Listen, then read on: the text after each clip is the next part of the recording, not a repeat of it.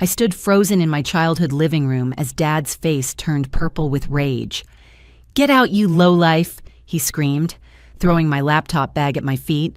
Mom sobbed behind him, calling me uneducated trash who brings shame to this family. They thought I was still the college dropout working minimum wage jobs.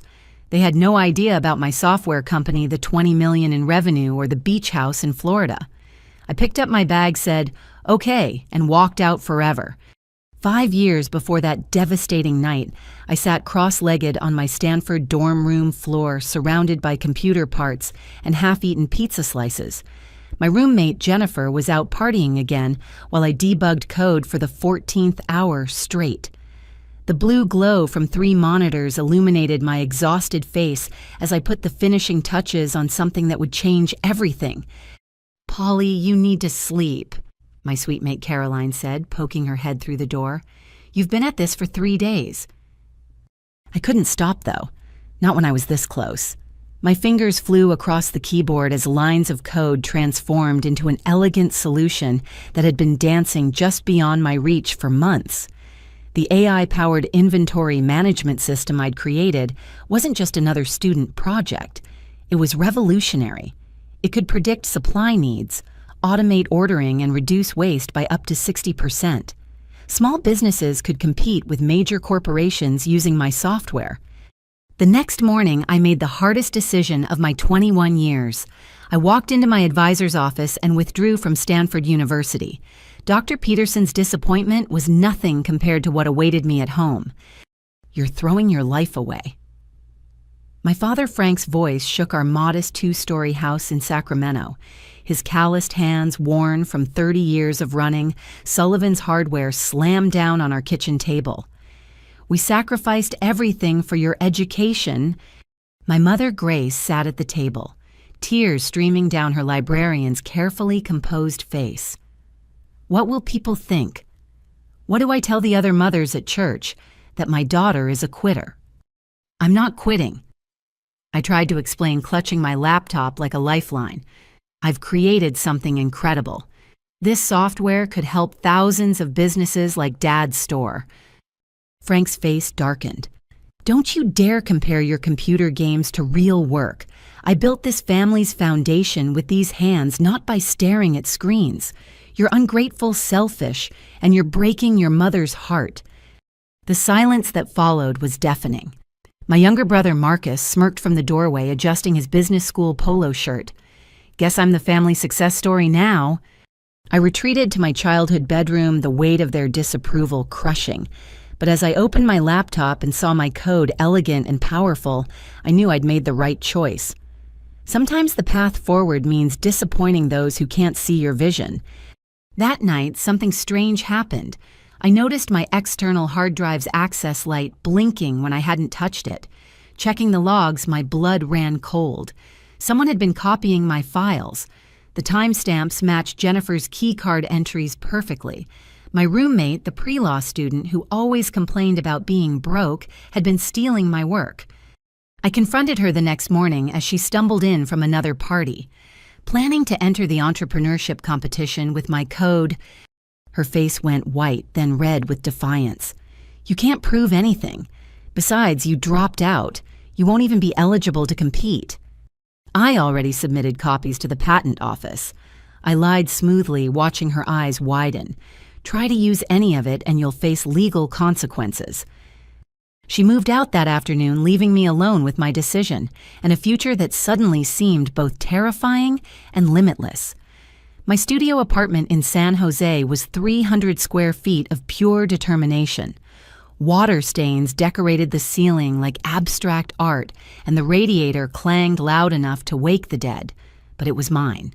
More importantly, it was cheap enough that I could afford it while juggling 3 minimum wage jobs. Mornings started at 4:30 sharp. I'd code for 2 hours before catching the bus to my first job at a local bakery. The owner, Mrs. Chen, never asked why a Stanford dropout was frosting cupcakes, and I appreciated her silence. From there, I'd rush to my afternoon shift at a call center, then finish with a closing shift at a 24-hour gym. "You look terrible." My coworker at the gym. David commented one night as I dozed off while wiping down equipment. "When do you sleep?" "Sleep is for people without dreams," I mumbled, forcing myself to stay upright. The truth was, I slept maybe 4 hours on good nights. Every spare moment went into refining my software. I taught myself business through YouTube videos, learned about incorporation from library books, and figured out marketing by studying successful companies online. Ramen became my primary food group, supplemented by day-old bakery items Mrs. Chen secretly saved for me. My family had made their position clear: no contact unless I came to my senses and returned to school. The only updates I received came through my cousin Sarah's occasional texts. Marcus had landed an investment banking internship. My parents bragged about him at every family gathering. My empty chair at holidays spoke volumes about their disappointment. The loneliness was crushing. Some nights I'd stare at my phone thumb hovering over Dad's number. But then I'd remember his words, see the disgust in his eyes, and I'd channel that pain into code instead. Everything changed on a rainy Thursday evening. I'd sent out my 500th pitch email that week, my eyes burning from exhaustion. Most went unanswered. The few responses I received were polite rejections. But as I was about to close my laptop, a new email appeared. "Interesting proposal. Let's meet. Richard Blackstone, Blackstone Ventures." My hands shook as I Googled him. Richard Blackstone was Silicon Valley royalty, a venture capitalist who'd turned dozen startups into billion-dollar companies. Why was he interested in my pitch? The meeting was scheduled for the following Tuesday at his office in Palo Alto. I spent my last $40 on a second-hand blazer from Goodwill and practiced my presentation until I could recite it backwards. But when I walked into that gleaming conference room, Richard's first words threw me completely off balance. "I know you didn't mean to send this to me," he said, lounging in his chair like a king on a throne. "Your email was clearly intended for Richardson at Blue Mountain Capital. Similar email addresses." My heart sank. Even my success was accidental. However, he continued, a shark smile spreading across his face, "I'm intrigued. Your software is brilliant. Raw, unpolished, but brilliant. I'm prepared to offer you $2 million in funding." $2 million. More money than I'd ever imagined. I could quit my jobs, hire developers, scale immediately. My hands trembled under the table as I tried to process the number. "There are conditions," Richard added, sliding a thick contract across the table. "I'll need 80% equity and controlling interest. You'll step down as CEO and take a junior developer role. I have someone more experienced in mind to run things." The words hit like ice water. 80%. Step down. Junior role. He wanted to steal my company before it even properly existed. "I need time to review this." I managed my voice steadier than my hands. "Of course. You have 48 hours. After that, the offer expires." His smile never wavered.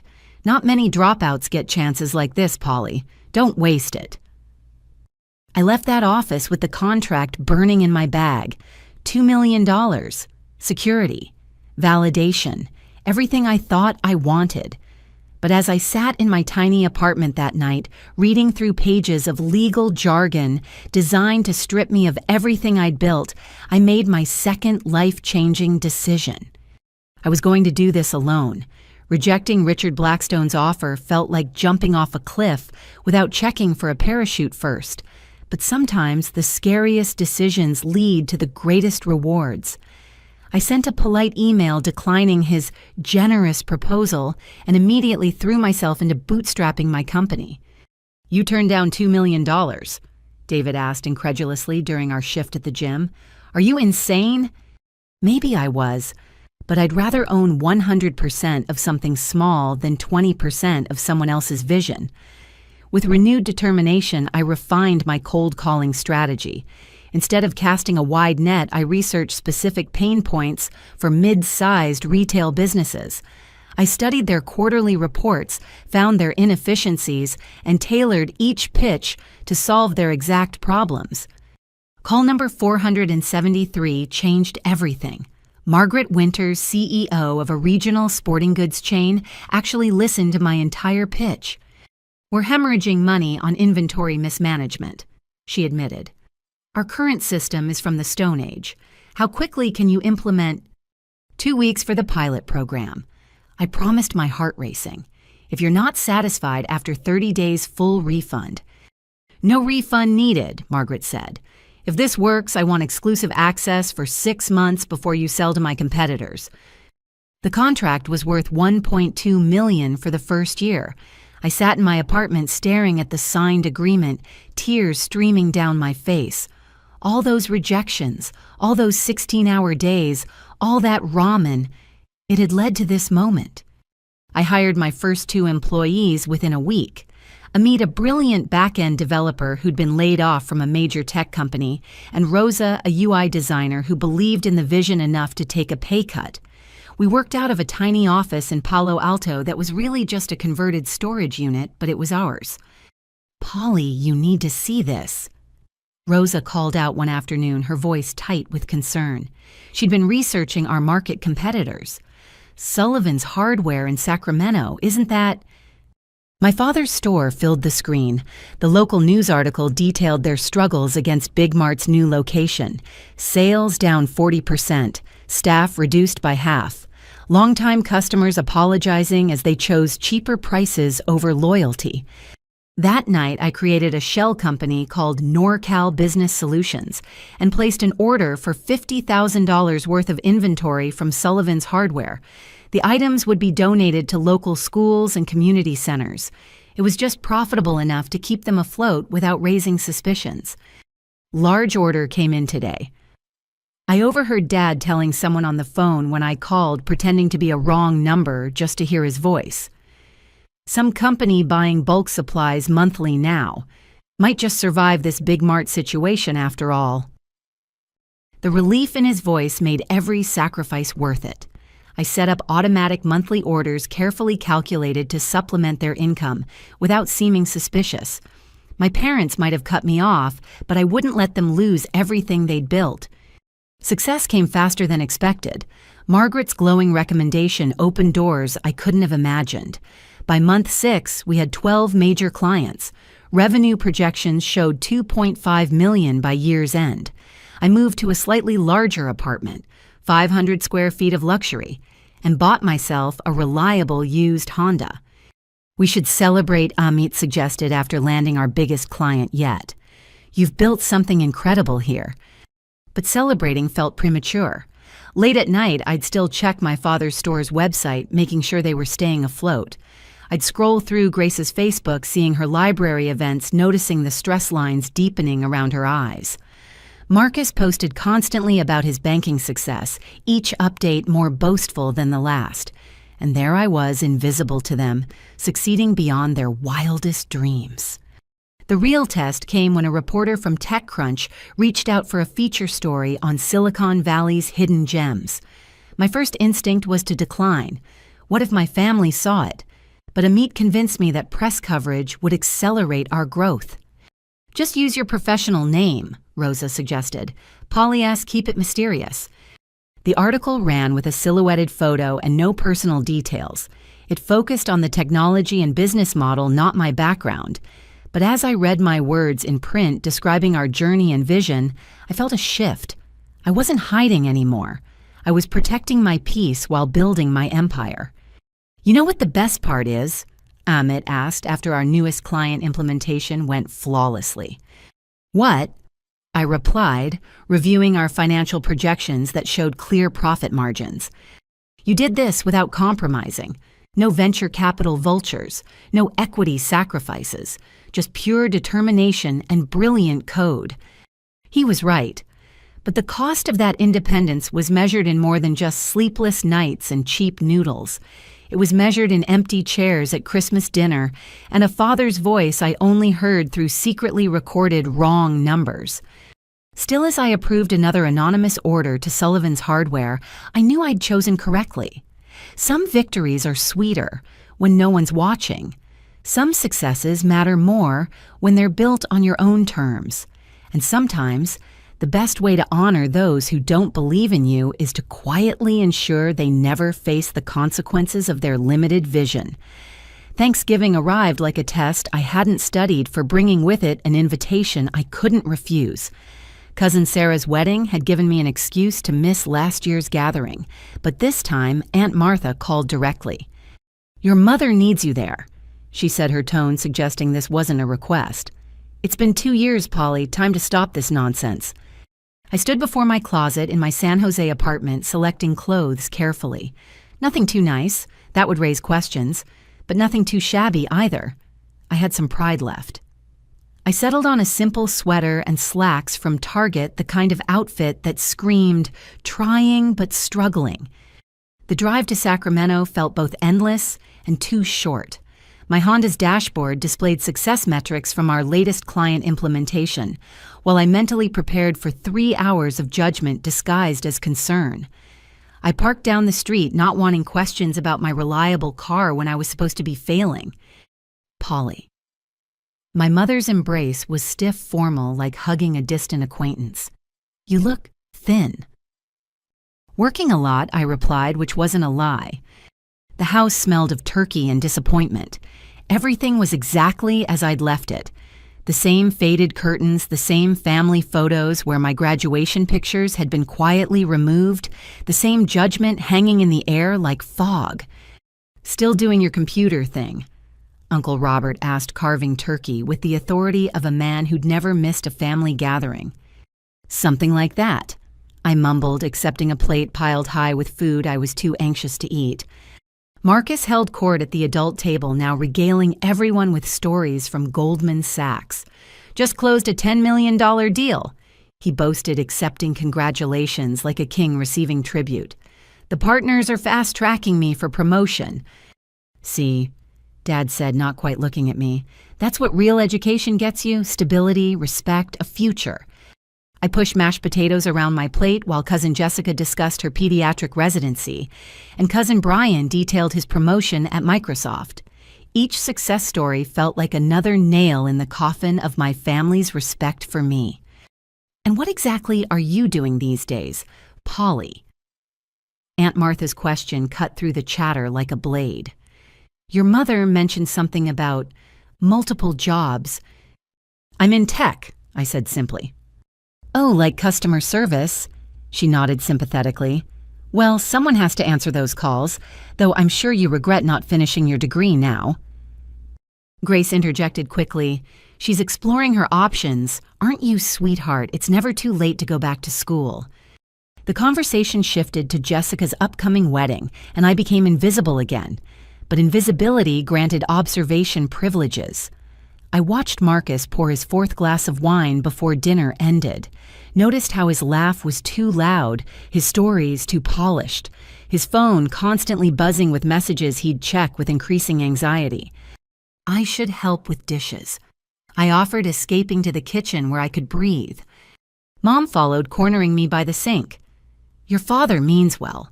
He just wants what's best for you." What's best for me, or what looks best for him? The words slipped out before I could stop them. Her face hardened. "Don't be smart with me, young lady. We've given you every opportunity. The least you could do is show some gratitude." I scrubbed plates in silence, each one representing another family member who'd written me off. Through the kitchen window, I could see Marcus in the backyard having an intense phone conversation. His gestures were agitated, desperate even. "Everything okay with Marcus?" I asked carefully. Grace's pride surfaced instantly. "Of course he's doing wonderfully. Unlike some people, he appreciates his advantages." After dinner, the family gathered in the living room for the traditional "what we're thankful for" circle. Each person shared their gratitude for health, success, family unity. When my turn came, 20 pairs of eyes turned toward me with varying degrees of pity and curiosity. "I'm thankful for the chance to forge my own path," I said quietly, "and for hard lessons that teach us who we really are." Dad's scoff was audible. "Lessons? Is that what we're calling failure now?" "Frank," Mom warned, but he was already building steam. "No, Grace. She needs to hear this. We're not doing her any favors by pretending her lifestyle is acceptable. When I was her age, I'd already bought my first delivery truck, married, your mother had a business plan." When you were my age, I countered, surprising myself with my steady voice. A college degree wasn't required for every entry-level position, houses didn't cost 15 times the median salary, and building a business didn't require competing with global corporations. Silence fell like a hammer. Uncle Robert cleared his throat. Aunt Martha clutched her pearls. Marcus chose that moment to stumble back inside his phone call, finished, but his distress obvious. "Who wants pie?" Mom chirped desperately. I lasted another hour nibbling dessert while cousins discussed vacation plans I'd never be invited to join. As I prepared to leave, Dad pulled me aside in the hallway. "I heard Sullivan's Hardware is struggling," I said softly. "Big Mart's really hurting local businesses." His face flushed. "We're managing fine. Not that it's your concern anymore. If you ever needed—" "What computer help?" His laugh was bitter. "That's your solution to everything, isn't it? Maybe if you'd studied business instead of playing with code, you'd understand real work." I left with a Tupperware container of leftovers I'd throw away and promises to stay in touch that everyone knew were lies. But as I drove back to San Jose, something felt different. I'd expected their rejection to hurt more. Instead, I felt free. My phone buzzed with a text from Rosa. "Client loved the new feature. They want to expand to all locations. You're a genius." I smiled, merging onto the highway.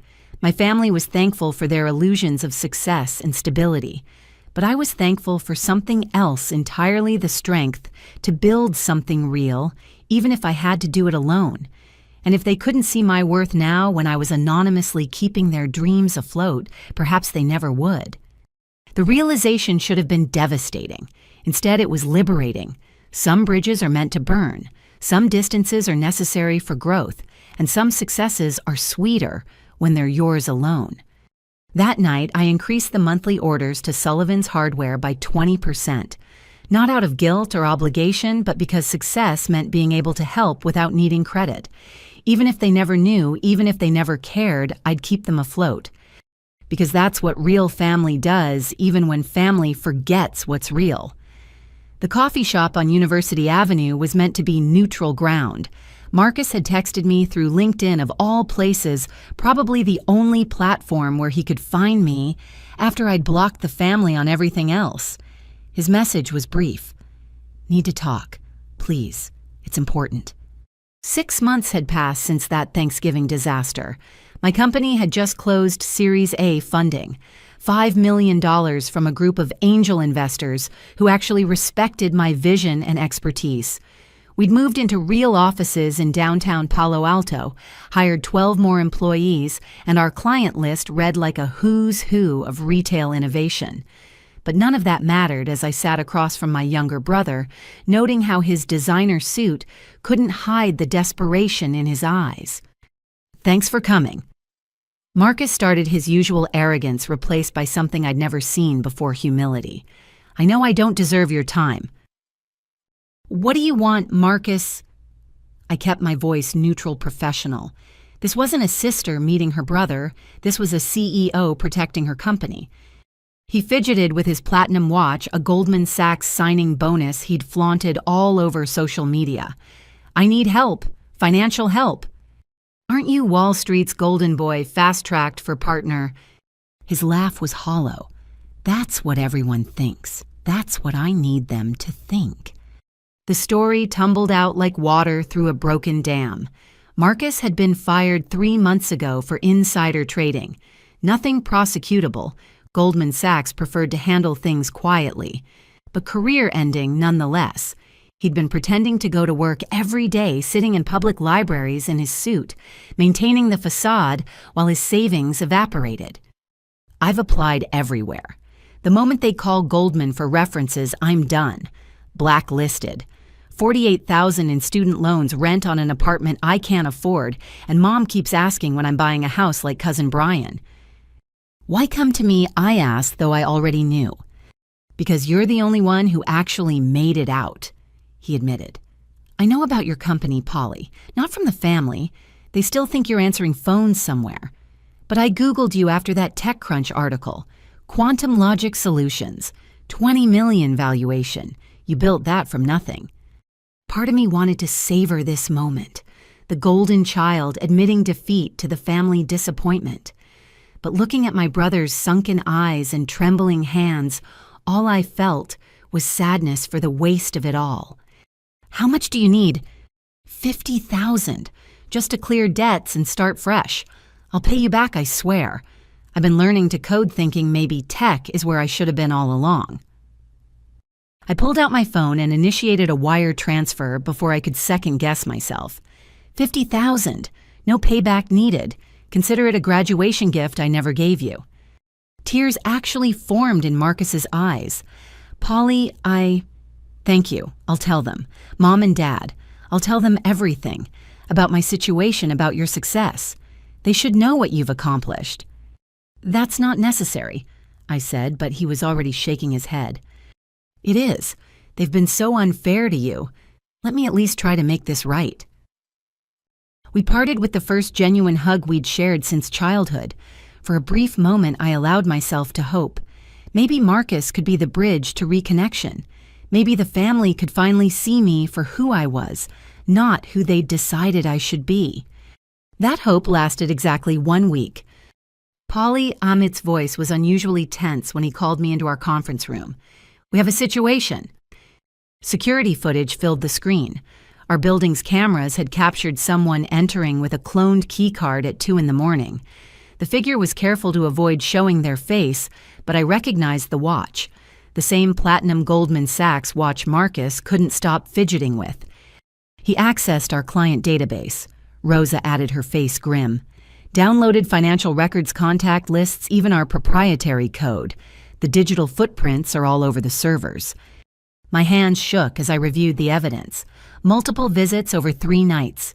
Systematic copying of everything that made our company valuable. Everything a competitor would pay top dollar to acquire.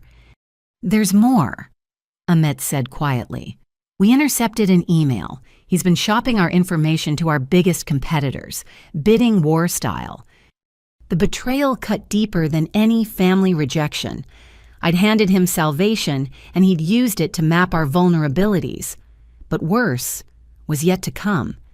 That afternoon, chaos erupted. My parents arrived at our office building with 2 police officers in tow. Dad's face was purple with rage, while Mom clutched his arm, tears streaming down her face. There she is, Frank pointed at me through the glass doors, running her criminal operation in broad daylight. My employees froze watching this surreal scene unfold. I stepped outside, keeping my voice calm despite my racing heart. What's going on? Don't play innocent, Dad snarled. Marcus told us everything. The illegal downloads, the corporate espionage, how you're stealing from legitimate businesses, hacking into their systems. The police officers looked supremely uncomfortable. Ma'am, we received a report of cyber criminal activity at this address, the older one said apologetically. We need to ask you some questions. Of course, I replied smoothly. Would you like to see our business licenses, our client contracts, our awards from the California Innovation Council? As I led them through our offices, explaining our legitimate operations to increasingly embarrassed officers, the truth crystallized. Marcus hadn't just stolen our data, he'd crafted an elaborate lie to poison our parents against me further, probably to justify why he suddenly had money again or to cover his tracks if his theft was discovered. This is clearly a misunderstanding, the younger officer concluded after reviewing our paperwork. Family dispute, not criminal matter. We apologize for the disruption. But my parents weren't finished. As the police left, Frank turned on me with years of accumulated disappointment blazing in his eyes. Look at you, he spat. Lying to police now, too, Marcus saw the evidence. You're nothing but a thief hiding behind fancy offices. The only thief here is Marcus, I said quietly. Check your security footage from last week if you don't believe me. Mom gasped. How dare you accuse your brother? He's successful, respected. You're just jealous because he made something of himself while you dropped out and became this. I could have shown them evidence. Could have pulled up the security footage right there displayed Marcus's betrayal in high definition. But looking at their faces, so convinced of my guilt, so proud of their criminal son, I realized no amount of proof would matter. They'd chosen their truth long ago. "You need to leave now," I said firmly. "This is a place of business." "Hiding behind your stolen money," Dad sneered. "We know you've been sending anonymous payments to the store.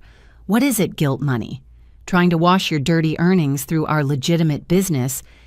The fact that he'd discovered my help and twisted it into something shameful was the final straw. Every month I'd kept them afloat, and they'd transformed even that into evidence of my supposed crimes.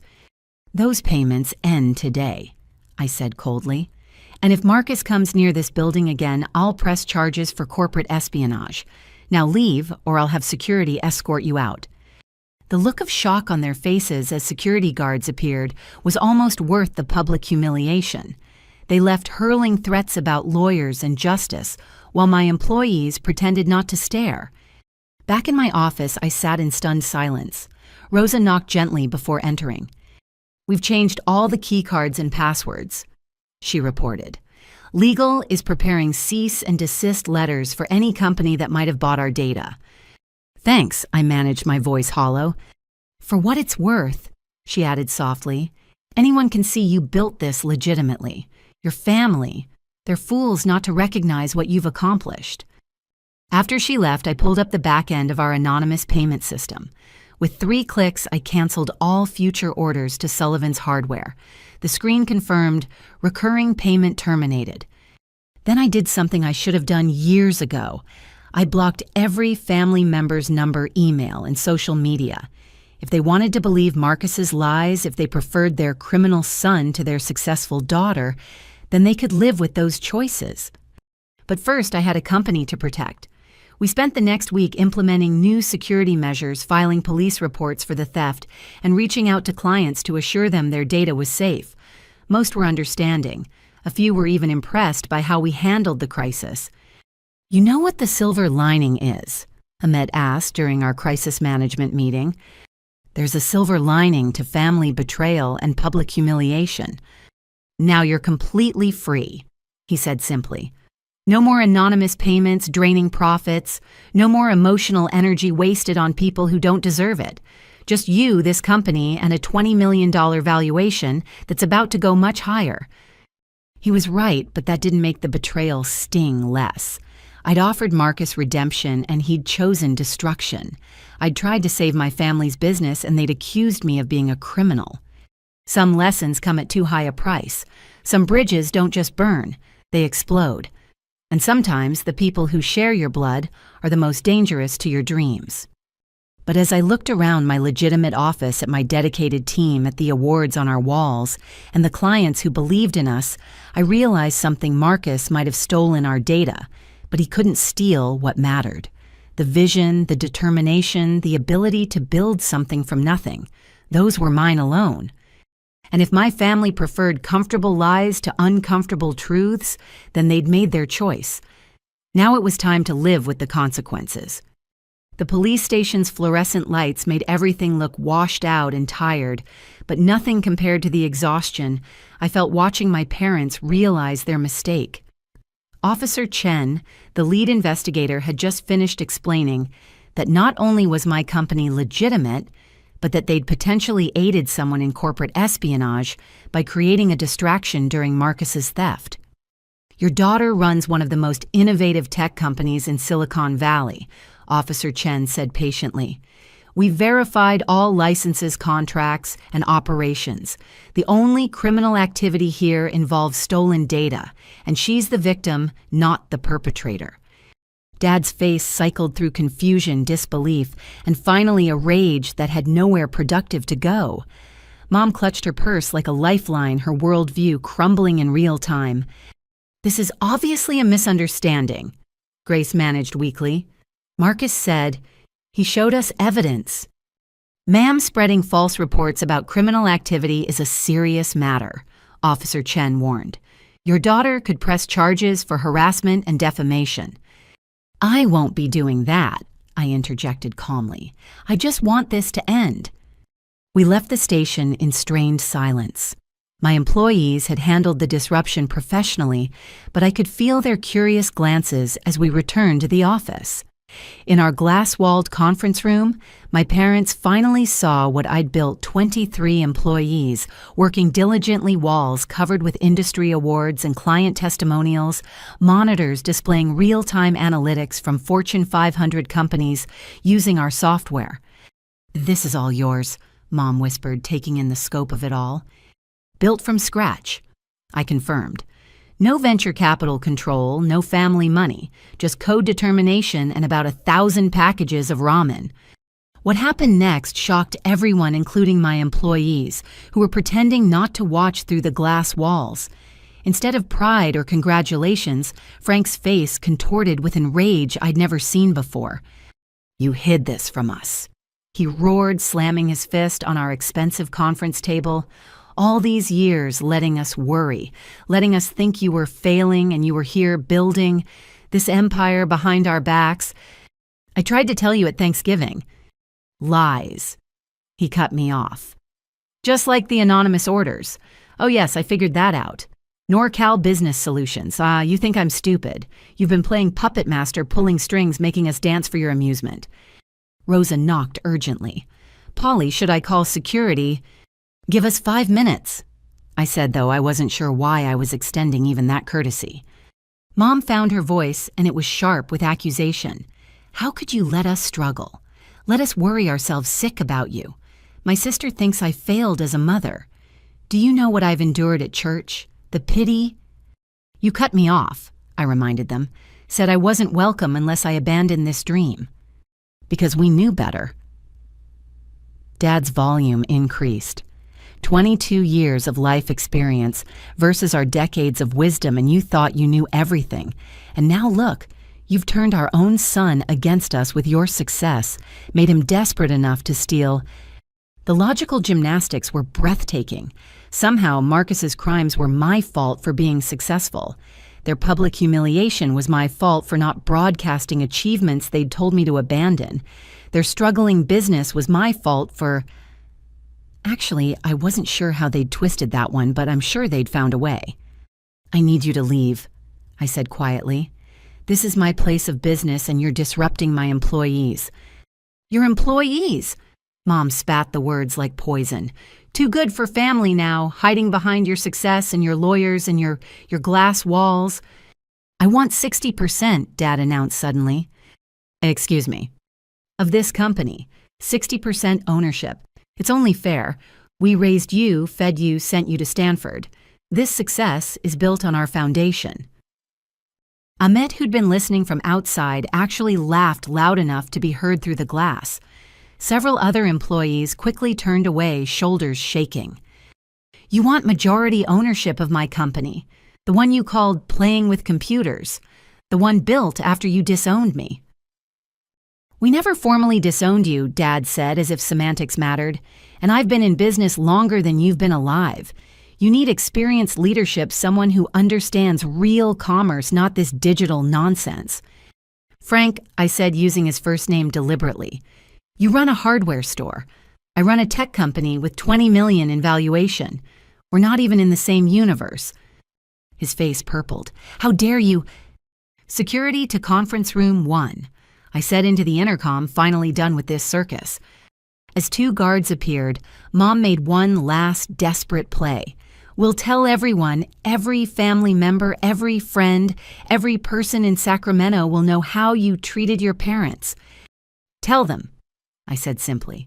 "Tell them I built a multi-million-dollar company while you called me trash. Tell them I tried to save your business anonymously while you accused me of crimes. Tell them everything. See who looks worse in that story." The security guards escorted them out, Dad shouting about lawyers and family obligation, while Mom wept dramatically for the benefit of onlookers. The office was silent after they left, everyone suddenly very interested in their screens. I sat in the empty conference room staring at the awards on the walls. Best Innovation in Retail Technology, Forbes 30 Under 30 nominee, Central Valley Entrepreneur of the Year. None of it had been enough to earn their respect. Nothing ever would be. "You okay?" Rosa asked, bringing me a cup of tea I didn't remember requesting. Did that really just happen? Did my father demand 60% of our company? While your mother accused you of being too successful, Amit added, joining us. It was like watching a masterclass in narcissistic parenting. The security footage is saved, Rosa said gently, in case you need it for legal purposes. But I was done with legal battles, family drama, and trying to prove my worth to people who'd already decided my value. That evening, I called an all-hands meeting. I owe you all an apology for today's disruption. I began facing my team. Family complications should never enter our workspace. Are you kidding? Called out James from development. That was the most entertaining lunch hour we've ever had. Your dad demanding 60% legendary. Laughter rippled through the room, breaking the tension. But seriously, I continued, this company is built on merit, innovation, and mutual respect. Those values don't change based on DNA or last names. We're the family we choose, and I choose all of you. The applause was genuine, warming something in my chest that my biological family had frozen solid. Later, as the office emptied and I worked alone in the quiet, I reviewed our accounts. The recurring payment to Sullivan's Hardware was gone, a monthly reminder removed. Their last statement showed inventory piling up, sales declining without their mystery buyer. Part of me ached for the man who'd taught me to use a hammer, who'd carried me on his shoulders through that same store. But that man had chosen pride over love, control, over connection. And the woman sobbing about church reputation had picked appearances over her daughter's achievements. Working late again. David from the gym had started working for us, heading up facilities. Want me to grab you dinner? I'm good, thanks. Just wrapping up some old business. He paused at the door. For what it's worth, we all think you handled that incredibly well. My parents disowned me for being gay. I know how much family rejection burns. Does it get easier? Different, he said after thinking. The pain transforms into something else. Freedom, maybe. Or just acceptance that some people's love comes with terms and conditions we can't meet. After he left, I pulled up Marcus's LinkedIn. Already updated with a vague consulting role, no mention of Goldman Sachs.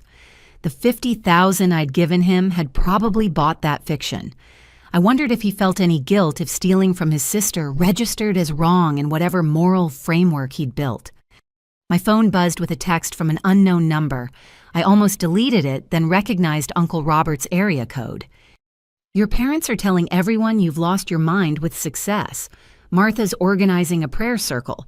Just thought you should know the narrative they're spinning. I deleted the message without responding. Let them pray, let them gossip, let them create whatever story helped them sleep at night. I had a company to run, innovations to develop, and a life to live without their approval or acknowledgement. Success, I was learning, wasn't just about building something from nothing. It was about surviving the people who'd rather see you fail than admit they were wrong. And if that meant being the villain in their story while being the hero in my own, I could live with that plot twist. The office was peaceful in the evening light, San Francisco's skyline glittering through our windows. Somewhere in Sacramento, my parents were probably rallying the family troops, painting me as the ungrateful daughter who'd hidden her success out of spite. Let them.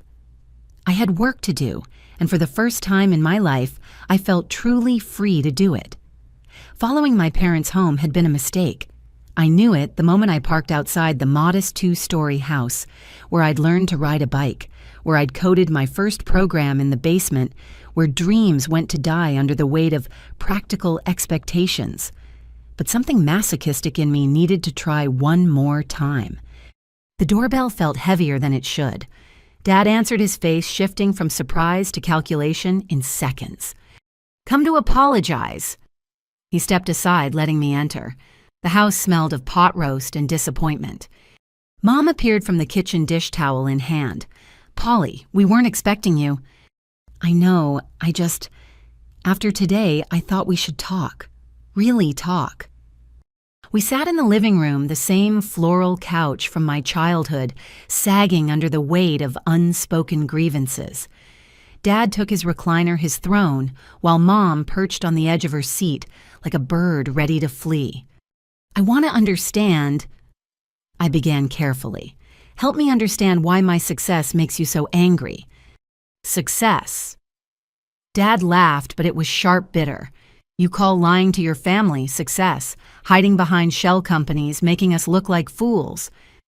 "The anonymous orders were meant to help, to control," he corrected.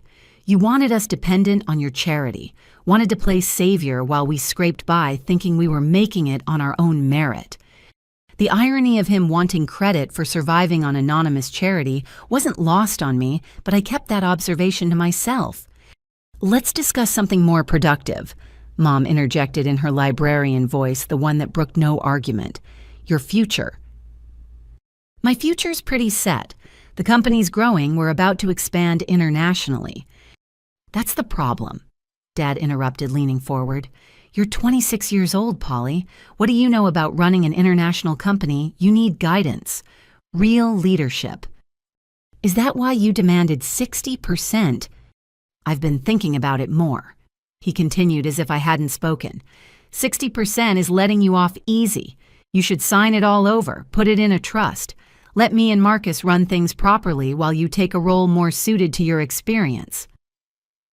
"Marcus, the one who committed corporate espionage, allegedly," Mom said quickly, "and only because you drove him to desperation with your showing off." I stopped breathing deeply. What role would be suited to my experience? "Junior developer," Dad said magnanimously. "Maybe customer service, something where you can learn proper business practices." The room spun slightly. They wanted me to hand over my $20 million company to my criminal brother and my hardware store father, to return to entry level in my own company. And if I refuse, Mom's face hardened. "Then you're no longer welcome in this family. We'll have no choice but to protect ourselves legally." "Legally from what?" Dad stood walking to the antique desk where he'd once helped me with algebra homework. He pulled out a folder thick with documents. "We've consulted with Harrison and Associates, intellectual property lawyers. Since you developed this software while living under our roof using electricity, we paid for food, we have grounds for ownership claims.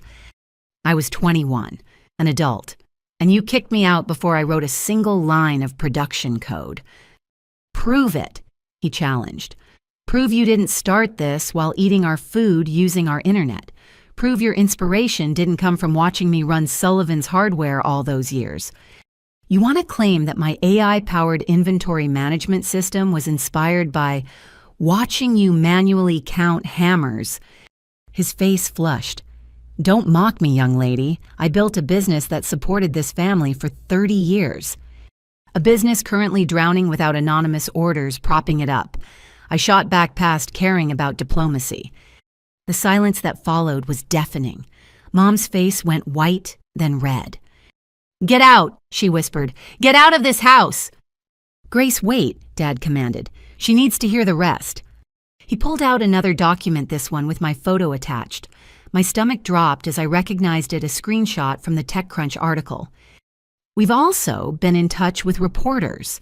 Amazing how interested they are in the real story of quantum logic solutions.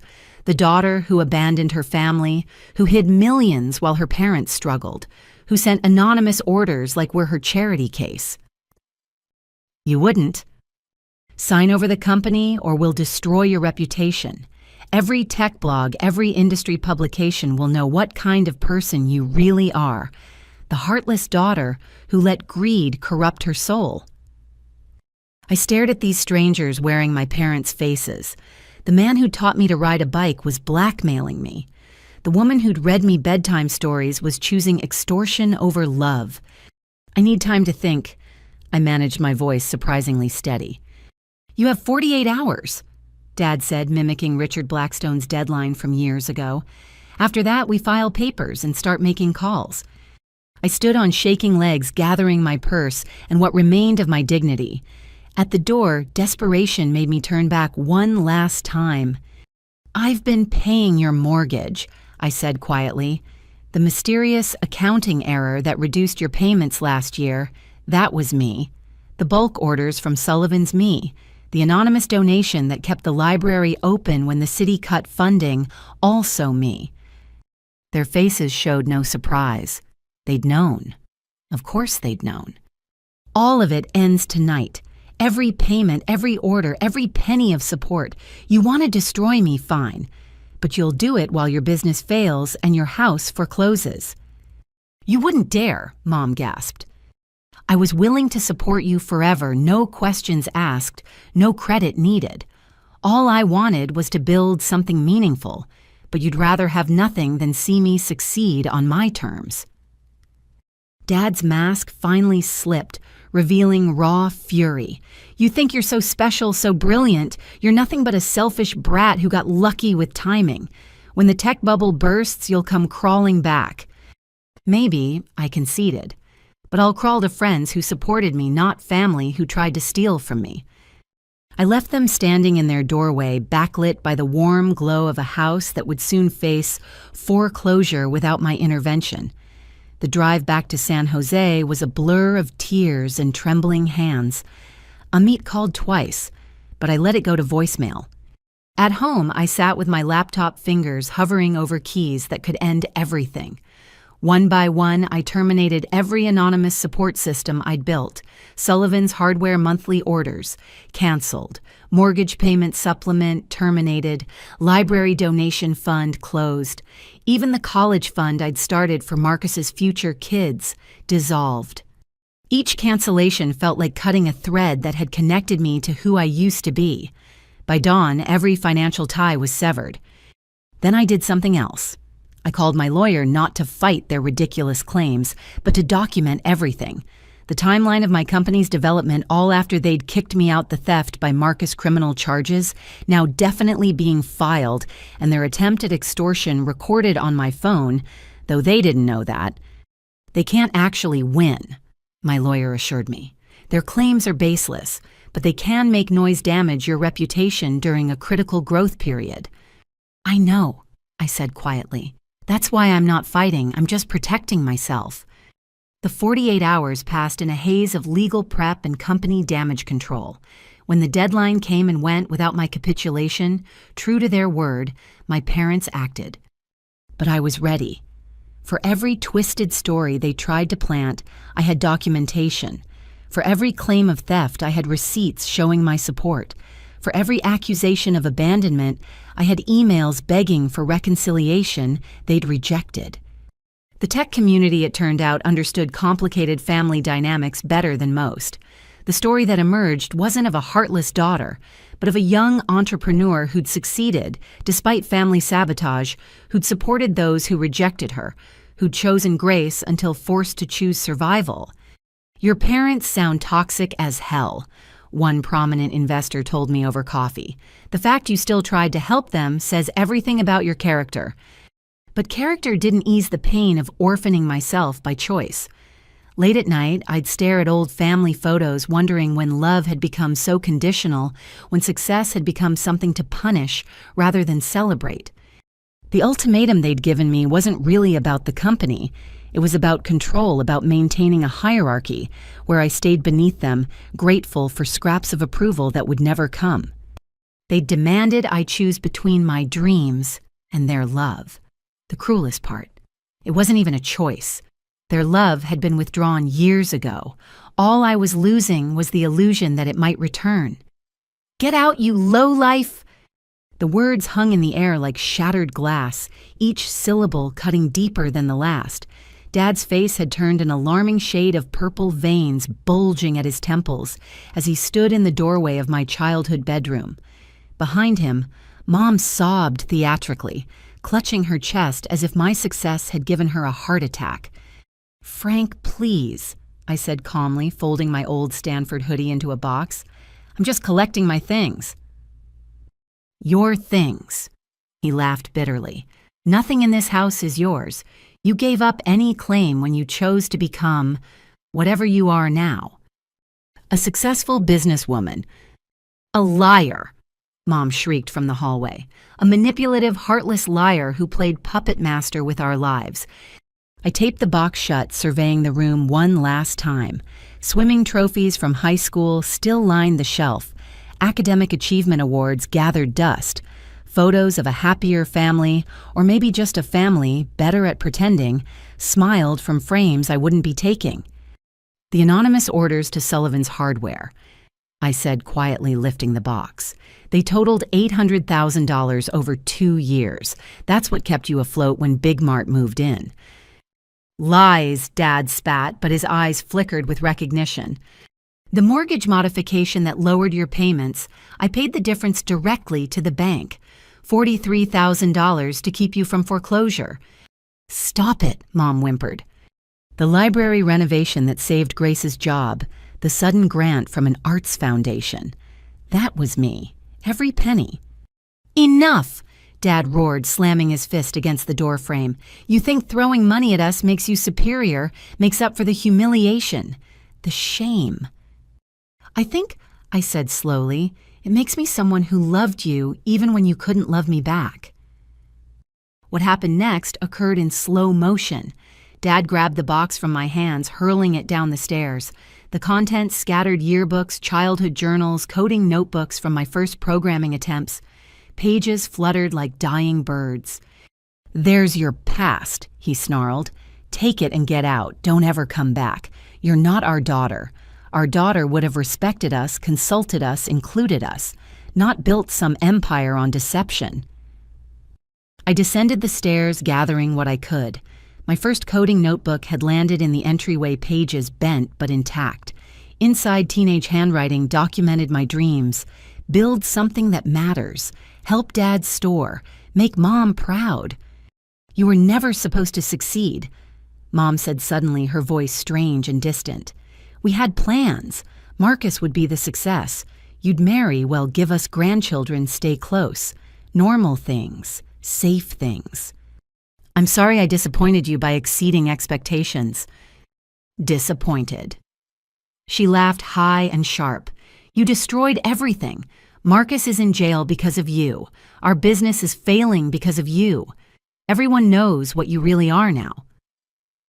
What I really am, I repeated, standing with my salvaged belongings, is done. Done trying to earn love that comes with terms and conditions. Done apologizing for success you can't celebrate. Done pretending we're a family when we're just strangers with shared DNA. I walked to the door, pausing at the threshold of the house that had shaped me, limited me, and ultimately freed me by rejecting me. The payments stopped tonight, I said without turning. All of them. The mortgage, help, the anonymous orders, everything. You want to stand on your own? Here's your chance. You can't. Mom's panic was real now. We'll lose everything. You already lost everything that mattered, I replied. You just didn't notice because you were too busy counting grievances. Dad's final words chased me to my car. Don't come crawling back when your company fails, when reality hits and you realize what you've thrown away. We won't be here. Promise, I whispered to myself, starting the engine. The drive to San Jose had never felt longer. I pulled over twice, body shaking with adrenaline and grief. The third time, I stopped at an overlooked city, lights glittering below like earthbound stars. My phone buzzed with messages from my team, checking in after the day's drama. But one message stood out. Unknown number, clearly Mom's burner phone. I'm proud of you. 3 words. That's all I'd wanted for 5 years. 3 words that could have changed everything if they'd been spoken publicly, proudly, honestly. Instead, they came as a secret, a whisper in the dark, immediately followed by, "This isn't from me. Delete this." I screenshot the messages before deleting them. Evidence that somewhere beneath the anger and embarrassment, my mother knew the truth. But knowledge without courage was just another form of cowardice. Back in my car, I made 2 calls. First to my accountant, confirming all family-related payments were terminated. Second to Rosa. "Hey boss, you okay? Amit told us about the lawyer situation." "I need you to do something for me," I said, voice steadier than I felt. Book movers for tomorrow. I want everything from my apartment relocated to storage. And find me a realtor in Florida. Florida like vacation, Florida. Like New Life, Florida. I've been looking at properties in Naples, beach houses, fresh start territory. But the company goes remote. We've proven it works. I'll fly back for critical meetings, but I need distance. From your family. From ghosts, I corrected. From the temptation to drive past their house, check their business records, keep rescuing people who see me as the villain. Rosa was quiet for a moment. My mom kicked me out for dating women. I moved to Portland for 3 years. Best decision I ever made. Did you reconcile? On my terms after she did the work, but the distance that saved me. Gave me room to become who I was meant to be without daily reminders of who they needed me to be. After we hung up, I sat in darkness, city lights blurring through tears. I finally let fall. I'd built a $20 million company, but I'd have traded it all for parents who could simply say, "We're proud of you," without conditions, without secrecy, without shame. But that was the child's dream. The adult's reality was sharper, cleaner. Some people's love is toxic. Some families are prisons, and sometimes the only way to honor where you came from is to leave it behind. I drove home, not to my childhood home, never again, but to my apartment, where boxes would soon hold my life, where plans for a beach house represented more than luxury. They represented liberation. My phone buzzed once more. Dad's official number, key under the mat if you come to your senses. I blocked the number without responding. There was no key that could unlock what we'd broken, no mat wide enough to sweep this under, only the clean break of a daughter choosing herself over the family that could never choose her. In my apartment, I opened my laptop and pulled up the Florida listings. A 4-bedroom house caught my eye, Spanish tile, private beach access, home office overlooking the Gulf. The listing called it perfect for new beginnings. I submitted an offer at asking price. Cash purchase, quick close. The seller accepted within hours. By dawn, I dismantled my life in California with surgical precision. Movers, scheduled flights, booked company, restructuring planned. 5 years of trying to stay close enough to matter, and it had only taught me that distance wasn't measured in miles, but in mismatched values and incompatible dreams. The sun rose over Silicon Valley one last time as I sat surrounded by boxes, each one a choice to stop living in the shadow of others' expectations. Somewhere in Sacramento, my parents were waking up to consequences they'd demanded. The hardware store would struggle without anonymous bulk orders. The mortgage would reassert itself without supplementation. The narrative of the ungrateful daughter would echo in an empty house they might not keep. But that wasn't my story anymore. My story was sunrise over ocean waves, building a business without apology, creating a life without permission. My story was choosing myself after years of not being chosen.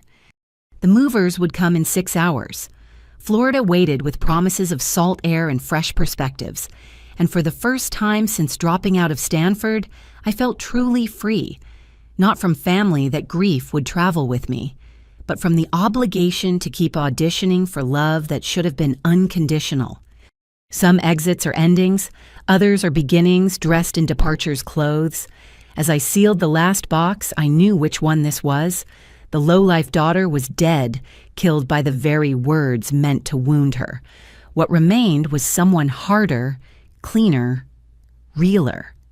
Someone who'd learned that sometimes the greatest act of love is walking away from those who can only love you, broken small and begging for acceptance that will never come. The highway stretched before me like a promise every mile between San Jose and Naples, feeling like shedding old skin. My Honda was packed with essentials while a moving truck followed 2 days behind. The metaphor wasn't lost on me, racing ahead of my old life, hoping distance could outrun disappointment. I'd planned to drive straight through, fueled by righteous anger and gas station coffee. But somewhere in Arizona, exhaustion hit like a wall. The roadside motel was nothing special. Faded neon, suspicious stains, vending machine dinner. But it gave me space to think without Silicon Valley's shadow. "You actually did it," Amit said when I checked in via video call. "The whole team's buzzing.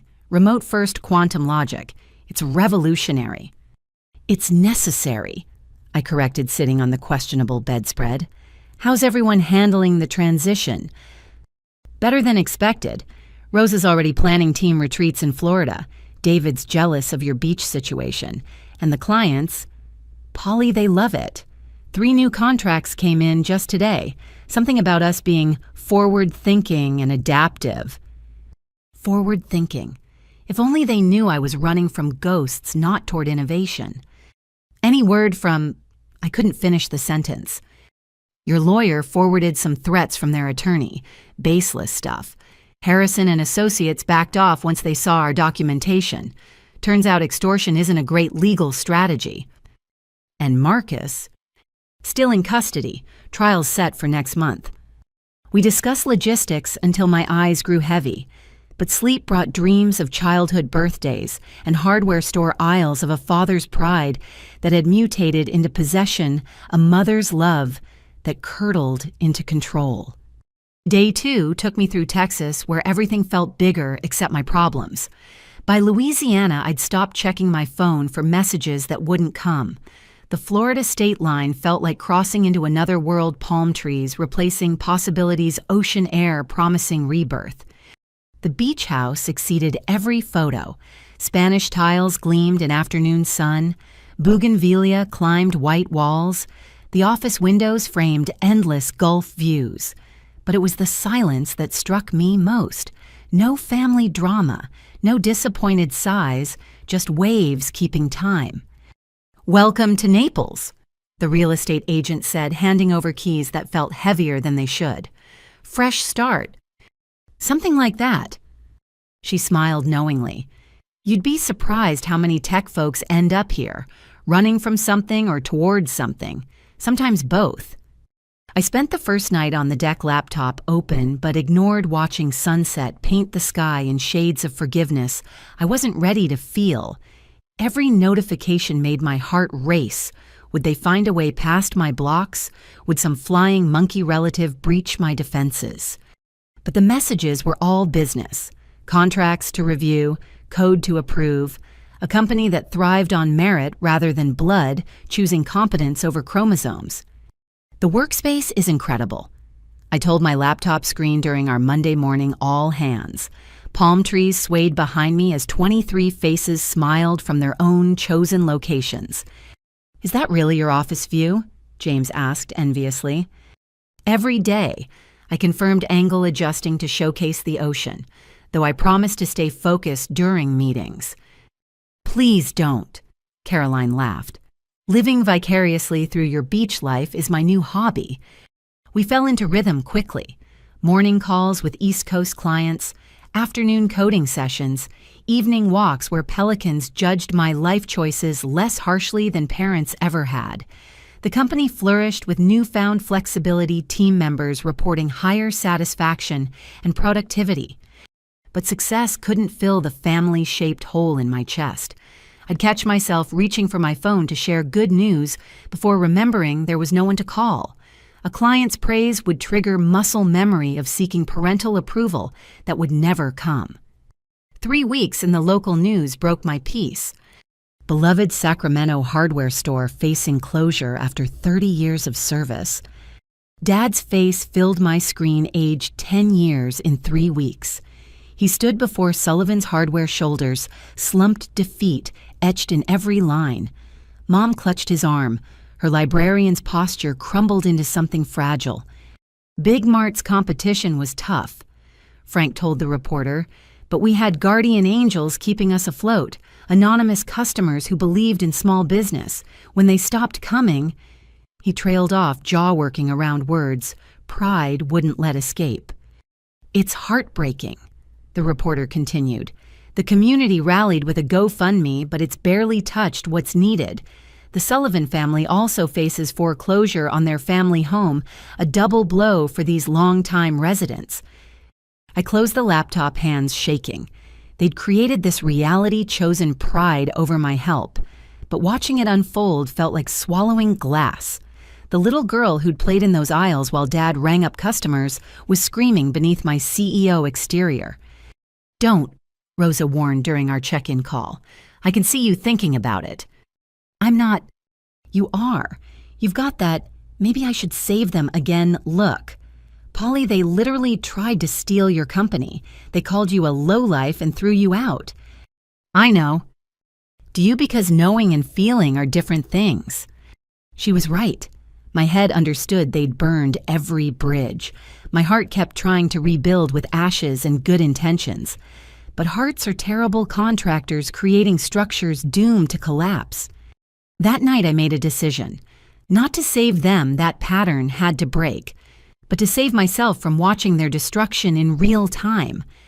I hired a service to filter my news feeds, blocking anything about Sacramento hardware stores or families named Sullivan. Digital bridges burned as thoroughly as emotional ones. New policy. I announced at our next team meeting.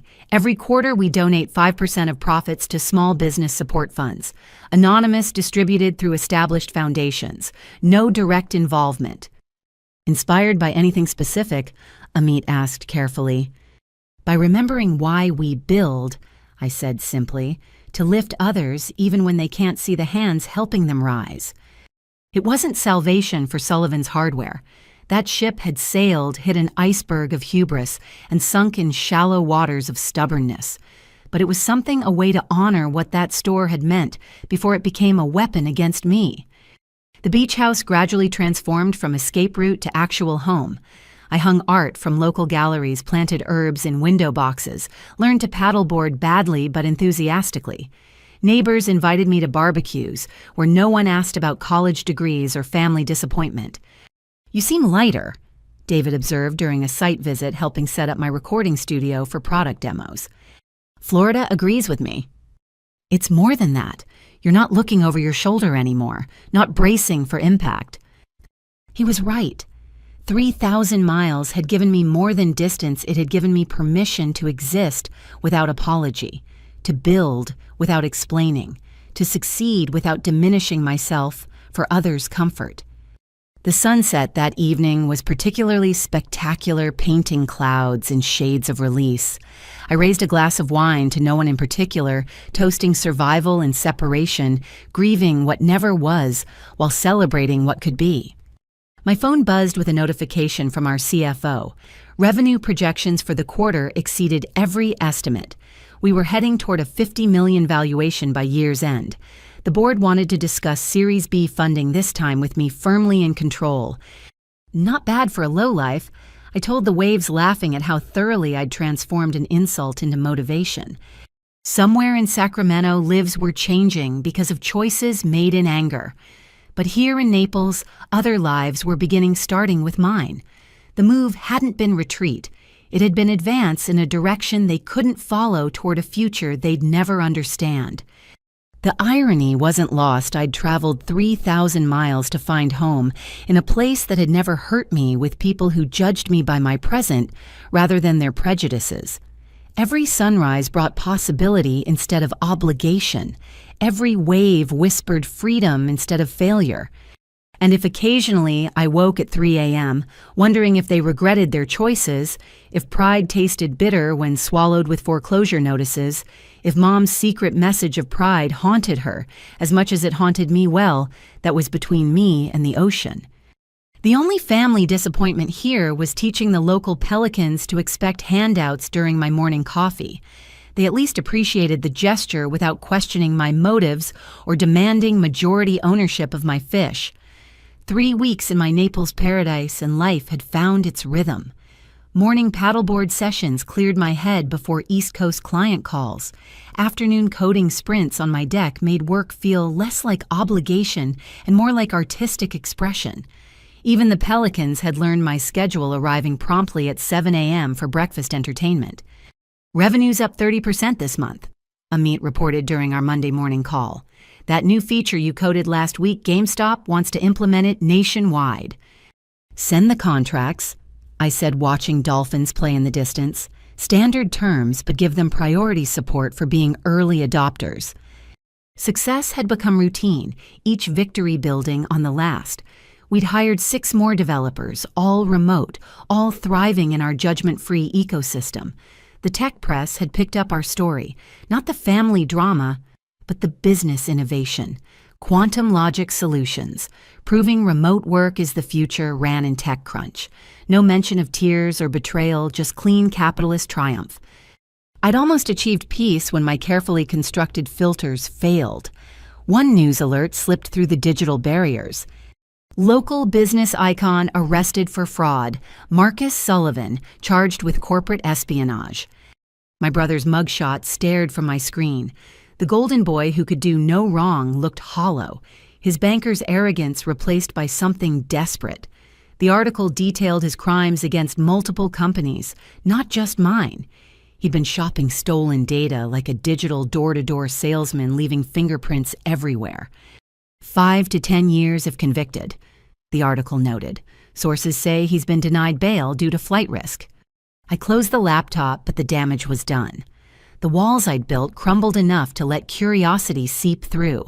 Against every instinct, I opened an incognito browser and searched my family's names. The results painted a picture of systematic collapse. Sullivan's Hardware announces closing. After 30 years, beloved Sacramento librarian forced into early retirement. Community rallies around local family-facing foreclosure. But it was the social media posts that cut deepest. Mom's Facebook, which I viewed through a friend's account, showed her unraveling in real time. Posts about ungrateful children and fair weather friends garnered sympathy from acquaintances who didn't know the full story. Dad had gone silent entirely, his last post 3 weeks ago simply reading, "Pride goeth before a fall. Wish I'd learned that sooner." "Don't torture yourself," Rosa warned when she caught me scrolling during a video call. "They chose this." "I know." "Then why are you crying?" I touched my face, surprised to find tears. Because knowing doesn't make it hurt less. They raised me, taught me to tie my shoes, ride a bike, dream big, just not too big. And now they're drowning because they couldn't stand to see me swim. The irony was sharp enough to cut. My success hadn't destroyed them, their reaction to it had. Every anonymous payment I'd made had kept them afloat. The moment they demanded credit and control, the moment they chose pride over my support, they'd sign their own foreclosure notices. But karma wasn't as satisfying as movies suggested. Watching your childhood home listed on Zillow as a foreclosure felt like attending a funeral for people still living. Seeing your father's life's work liquidated for pennies while he stood by broken brought no joy. Even Marcus's arrest felt hollow justice served cold on a plate I no longer had appetite for.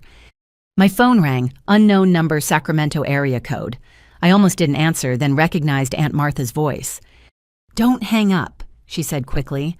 "I'm not calling to guilt you, I thought you should know. Your mom's been hospitalized, stress-related collapse. Nothing critical, but she keeps asking for you." "I can't, Martha, you know what they did." "I know." Her voice softened. "I know everything now. Frank told me about the anonymous orders the mortgage help. We all thought you were struggling while you were secretly saving them. I'm ashamed of how we treated you." "Are you calling to apologize or to manipulate me into coming back?" A long pause. "Maybe both, I don't know anymore. This family's torn apart. Marcus in jail, your parents losing everything you gone. We were supposed to be better than this. I agreed, until success became a sin and support became control. I offered them everything, Martha. They wanted to take everything instead. Your mother, she's broken Polly. Keeps saying she's proud of you when she thinks no one's listening. But she can't say it where it matters, because that would mean admitting they were wrong. Then she's choosing pride over peace, just like Dad. You're really not coming back." "I'm really not. I've built a life here, a good one. Clean and honest and free from people who only love me small." Martha sighed. "I understand. For what it's worth, I'm proud of you. Publicly, loudly proud. What you've accomplished is amazing." "Thank you." I managed through fresh tears. That means something. After we hung up, I sat on my deck until stars appeared. The waves whispered eternal truths about erosion and time, how even the strongest stones eventually surrendered to persistent tides. My family was experiencing their own erosion pride, worn away by consequences, leaving only the raw truth of what they'd sacrificed for stubbornness. A notification lit my phone. Forbes had published their 30 under 30 list. There I was, number 14, smiling from a professional headshot taken in this very office. The write-up praised my innovation, my business acumen, my commitment to remote work culture. No mention of the girl whose father called her a lowlife, whose mother chose reputation over relationship. "Check the news," Amit texted. "You're trending." Polly Vanderbilt was climbing social media charts. My story, sanitized for public consumption, inspired thousands. Comments poured in from other entrepreneurs who'd faced family rejection, who'd chosen dreams over dysfunction. Support from strangers who understood that sometimes success meant surviving the people who should celebrate you most. But between congratulations and interview requests, one message stopped my scroll. "Saw your Forbes feature. We were wrong.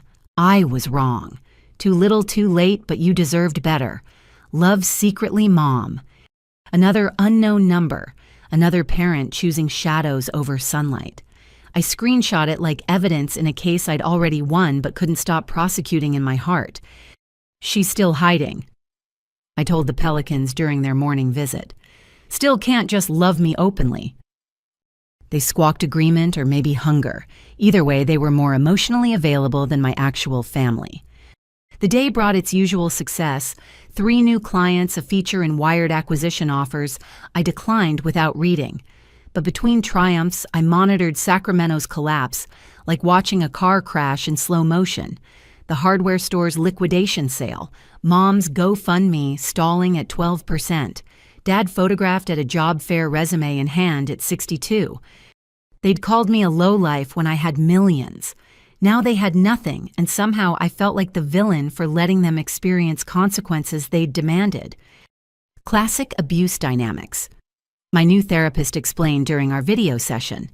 They conditioned you to feel responsible for their emotions, their choices. Your success disrupted that pattern, so they escalated. Now they're facing results of their own actions, but you're still programmed to feel guilty. How do I stop? Time. Distance. Repeatedly choosing yourself until it becomes habit instead of betrayal. That evening, I made 2 decisions. First, I doubled our company's charitable giving to small business foundations. If I couldn't save Sullivan's hardware, maybe I could save someone else's dream. Second, I blocked every possible avenue for family contact. No more unknown numbers, no more leaked messages, no more secret pride that wasn't brave enough to go public. To collapse. I toasted the sunset with expensive wine I'd never have afforded in my ramen days. May it teach lessons I couldn't. The Florida evening wrapped around me like the embrace I'd stopped expecting from parents. Somewhere in Sacramento, lives built on pride were crumbling. But here in Naples, a life built on persistence was rising. The 2 realities couldn't coexist, no matter how much the little girl inside wanted her daddy's approval and her mother's open arms. Success, I was learning, wasn't just about building something from nothing. It was about surviving the people who'd rather see you fail than admit they'd misjudged your potential. It was about choosing your own definitions over their limitations.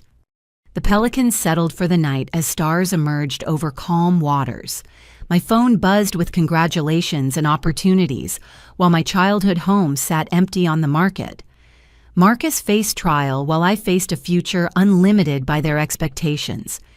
The collapse was complete not just of their finances, but of the fiction that DNA meant destiny. We were strangers now, separated by more than miles. They'd chosen their path lined with pride and paved with stubbornness. I'd chosen mine built on code and courage leading to horizons they'd never see. And if that made me a lowlife in their eyes, I'd wear the title like a badge of honor.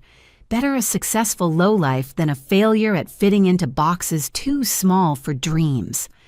The call came at 6 a.m. 3 days after my Forbes feature went viral.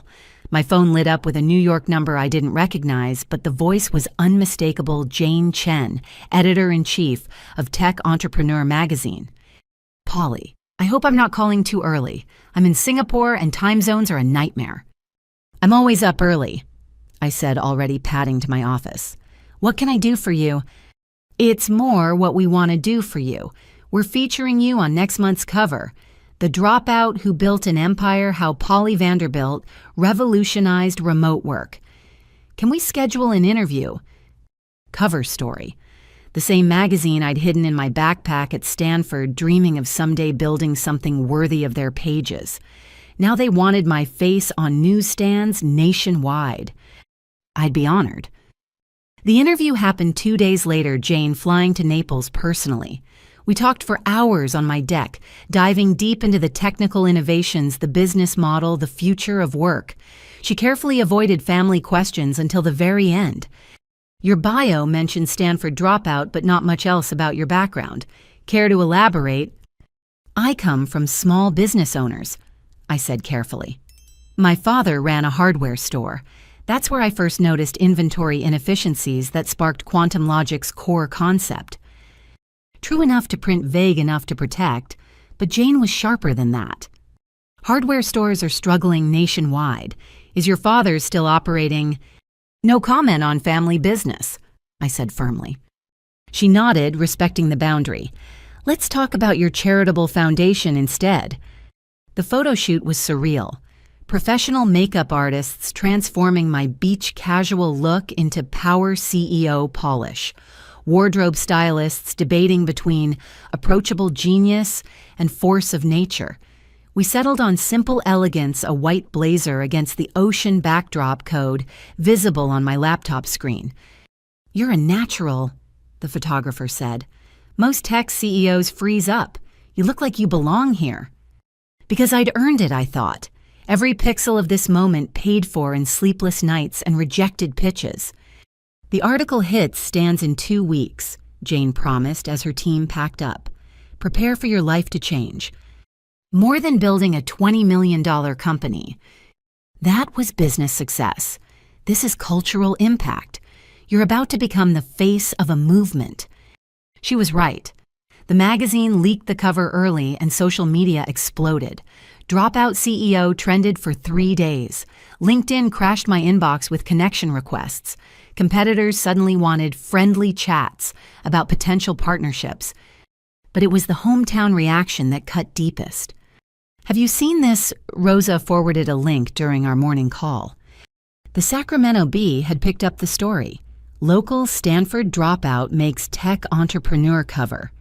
The article was brief, factual, but the comments section was a battlefield. Some celebrated a hometown hero. Others, clearly fed information, painted me as an ungrateful daughter who'd abandoned struggling parents. Then came the screenshot that made my blood boil. Frank Sullivan identified as the entrepreneur's father, being interviewed on local morning news. He sat in what was clearly a borrowed suit playing the proud patriarch. "I always knew Polly had it in her," he told the anchor. "Taught her everything about business in my hardware store. Inventory management, customer service, cash flow, she learned it all from me." "You must be so proud," the anchor gushed. "Of course. We talk every week. She's always asking for advice, running ideas by me. The student has become the teacher, you might say." My laptop screen cracked under my fist. Every week we hadn't spoken in months. Advice. He'd called my life's work playing with computers. "Don't," Amit warned, reading my face through the video call. "Whatever you're thinking, don't." But the damage was spreading. Dad had created a GoFundMe linked to the interview. "Support the man who taught a tech genius." The description claimed he'd invested his life savings in my education, sacrificed everything for my success, and was now struggling because he'd given so much to help me build my company. "It's fraud," my lawyer confirmed. "Provable fraud. He didn't invest a penny. We have documentation of them cutting you off financially." "Let him have it," I said, exhausted. "Let him milk his 15 minutes. But Frank Sullivan wasn't done. As my magazine cover spread across newsstands, he spread across local media. Every outlet that couldn't get an interview with me settled for him instead. He spun tales of teaching me to code he hadn't funding my startup. He'd refused advising my business decisions. He demanded I quit. My favorite part, Rosa said, forwarding another clip, is when he claims the AI algorithm was inspired by watching him organize hammers. We laughed because the alternative was screaming, but the laughter died when cousin Sarah called. Polly, you need to know what's happening. Your dad's GoFundMe raised $50,000, but he's not using it for the house or the store. He's hiring a PR firm to manage his media opportunities. He's planning to write a book. A book. Raising a Tech Genius, a father's guide to nurturing innovation. He's shopping it to publishers claiming insider knowledge of your childhood and development. The violation felt like ice in my veins. Not content with claiming credit for my success, he was now monetizing my story, selling fiction as memoir. There's more, Sarah continued reluctantly. Your mom started a blog, Diary of a Tech Mom. She's sharing memories of your childhood that... Polly, she's rewriting history, making herself the supportive parent who encouraged your dreams. I pulled up the blog with trembling fingers, post after post of pure fiction. How she'd bought me my first computer I'd saved for it myself. How she'd driven me to coding camps they'd refused to pay for them. How she'd celebrated when I dropped out to pursue my passion. She'd sobbed about reputation. The comments were worse. Hundreds of parents seeking advice on raising the next tech genius, praising Grace's wisdom and sacrifice. She'd found the audience she'd always craved, built on lies about a daughter she'd thrown away. You have to respond, Rosa insisted. This isn't just family drama anymore. They're building careers on your name. But I was done fighting for truth with people who preferred fiction. Instead, I called Jane Chen. I've been watching the situation, she said immediately. Want to make a statement? I want to make a donation. $5 million to dropout entrepreneur programs, specifically for those without family support. Call it the Making It Alone Foundation. That's a beautiful response. Can I quote you? Quote, this success isn't inherited or taught at dinner tables. It's built by those brave enough to believe in themselves when no one else will. This foundation is for every dreamer whose family couldn't see their vision, who had to choose between approval and ambition. You're not alone. The announcement hit the wire services that afternoon. By evening, it was trending above my father's false narratives. Donations poured in from other successful dropouts tech leaders who'd faced family rejection. We raised another $10 million in 48 hours. The best revenge, Ahmed observed, is massive success. But it wasn't revenge. It was reclamation. Taking back my story from those who'd rewrite it for profit. Building something real while they peddled fantasies.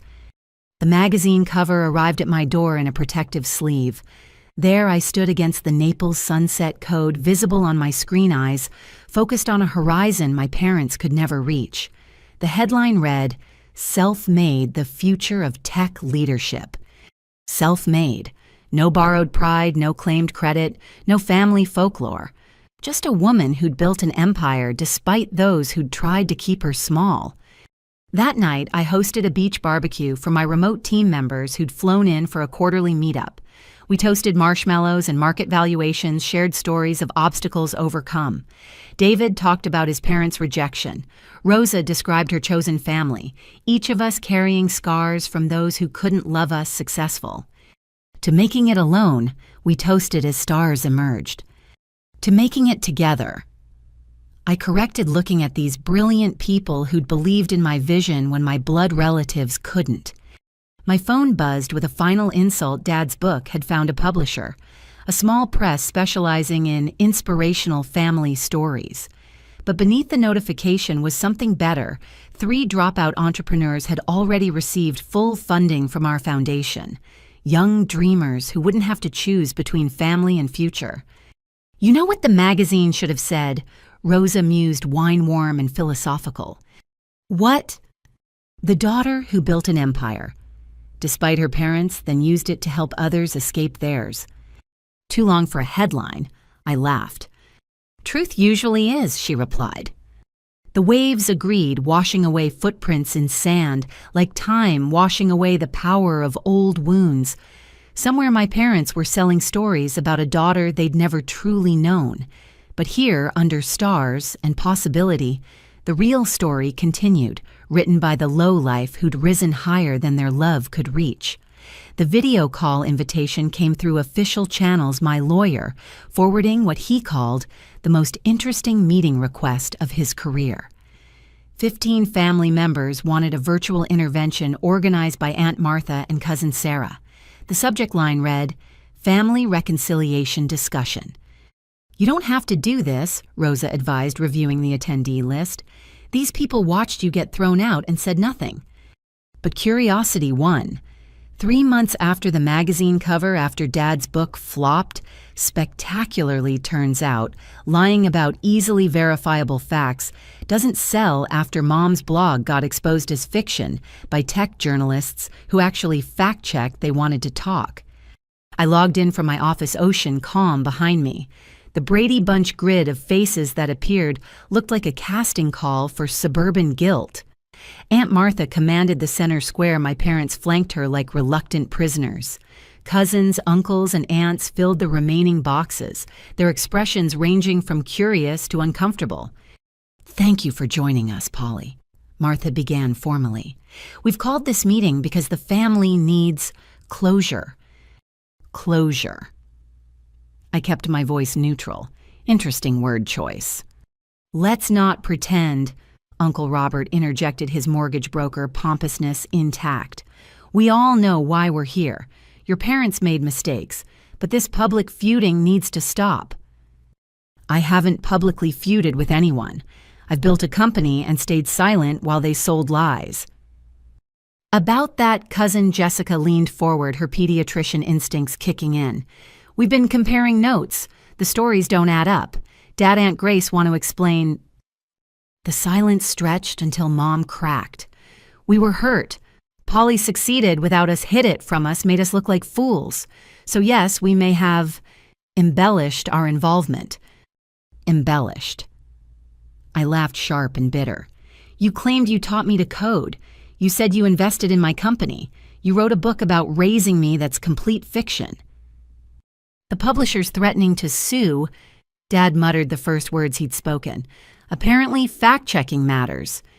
"Who would have thought?" "Don't be smart," he snapped, then caught himself. The family was watching, judging. "I mean, I was proud. Too proud to admit you'd done it without me." Martha produced a printed stack of papers. "We've been investigating. Polly, these anonymous business orders, $800,000 worth, that was you?" I nodded. "The mortgage help, the library donations, all you." Another nod. "While they called you a failure and a dropout," the word was lowlife, actually. The family's collective intake of breath was audible through computer speakers. Even those who'd known pieces hadn't grasped the full picture. "Show them," Sarah urged. "They need to see." I screen shared my financial records. Every payment highlighted, dated, annotated. The room went silent as the numbers told their story. Support given while being spurned. Salvation delivered while being demonized. "My God," Uncle Robert whispered. "You kept them afloat while they tried to destroy you." "I didn't try to destroy her," Mom protested. "I just wanted her to respect us, include us, need us." "You wanted to control her," Martha corrected coldly. "Don't sugarcoat it now, Grace." The floodgates opened. Cousins shared their own observations how my empty chair at holidays came with cruel commentary, how Dad had pitched my failures as cautionary tales while cashing my checks, how Mom's prayer requests painted me as a prodigal daughter living in sin and rebellion. "We believed you," Cousin Brian said to my parents. "Thought Polly was struggling, too proud to ask for help.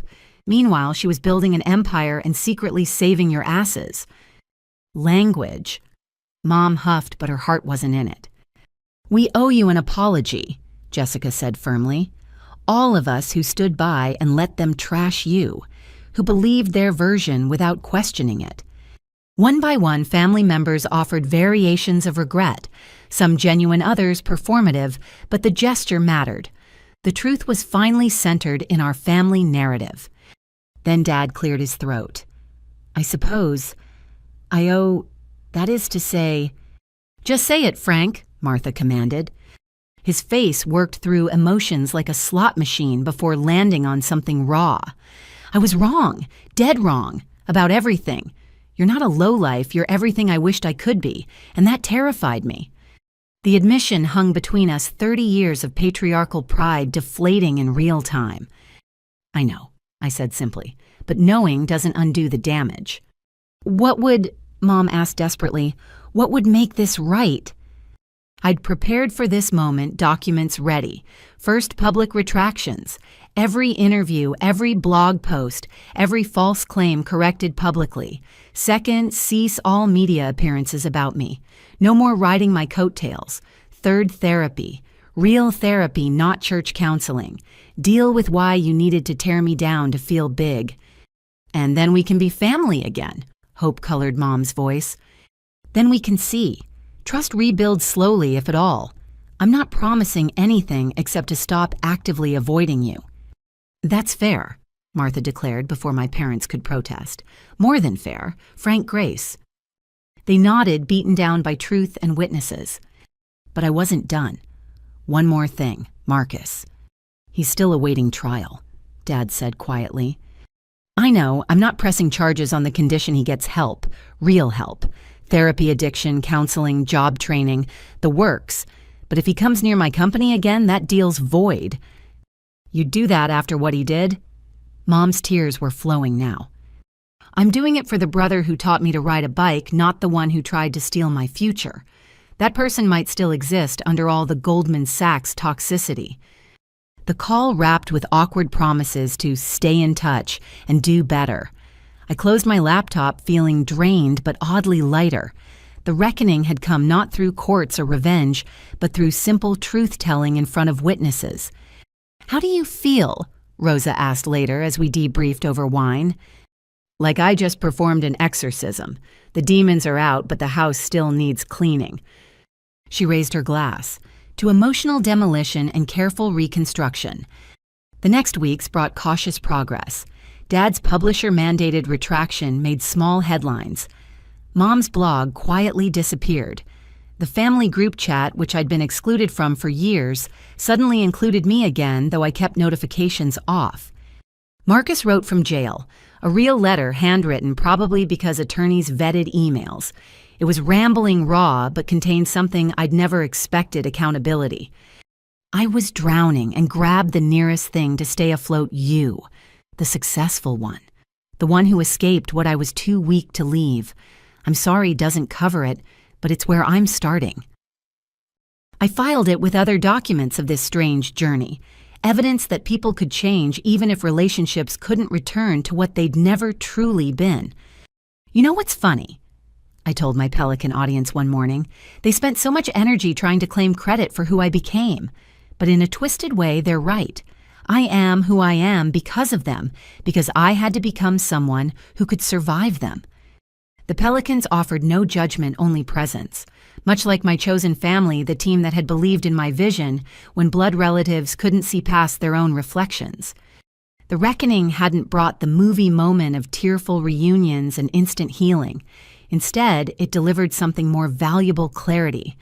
We all knew where we stood now, no more lies or delusions buffering the truth.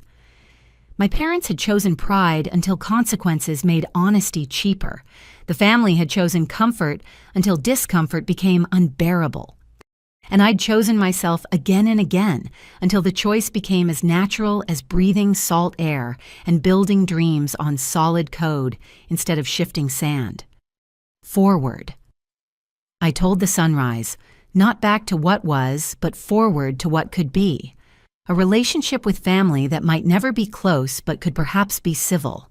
A brother who might find redemption in rehabilitation. Parents who might learn to love the daughter I was instead of mourning the one they'd imagined. Or maybe none of that would happen. Maybe the reckoning was the ending, not a beginning.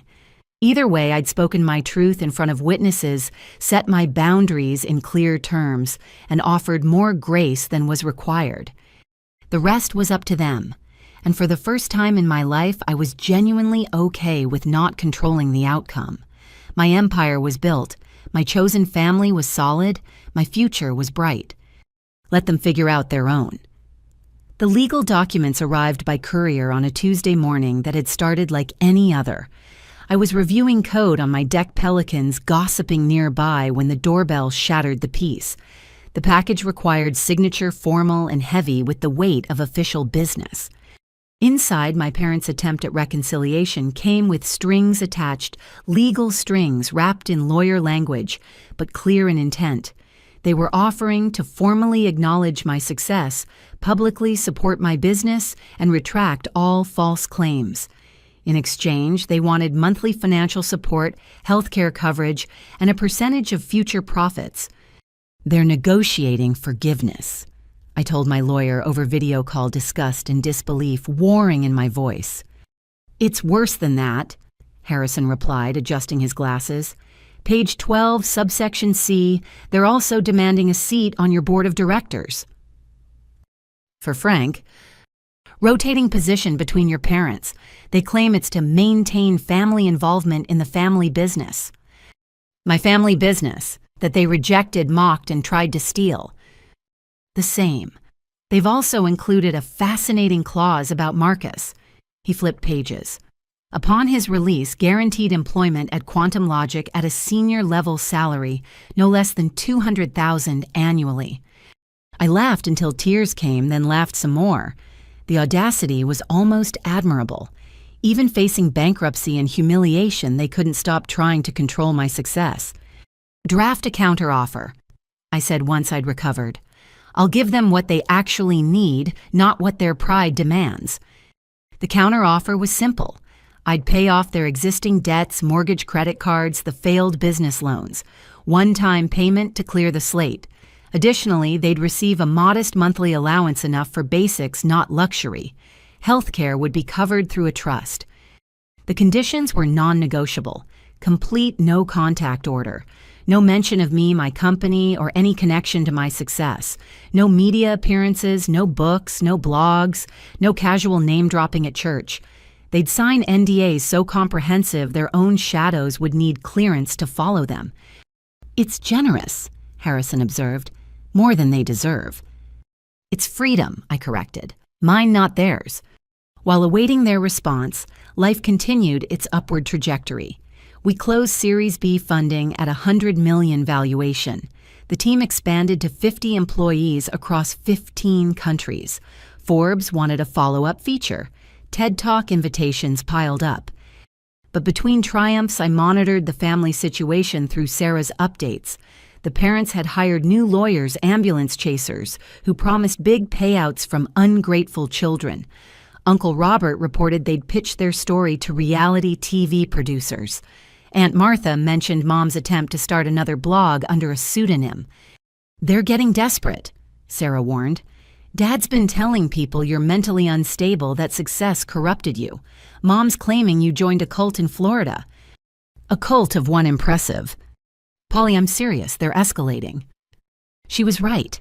The formal rejection of my counteroffer came with threats.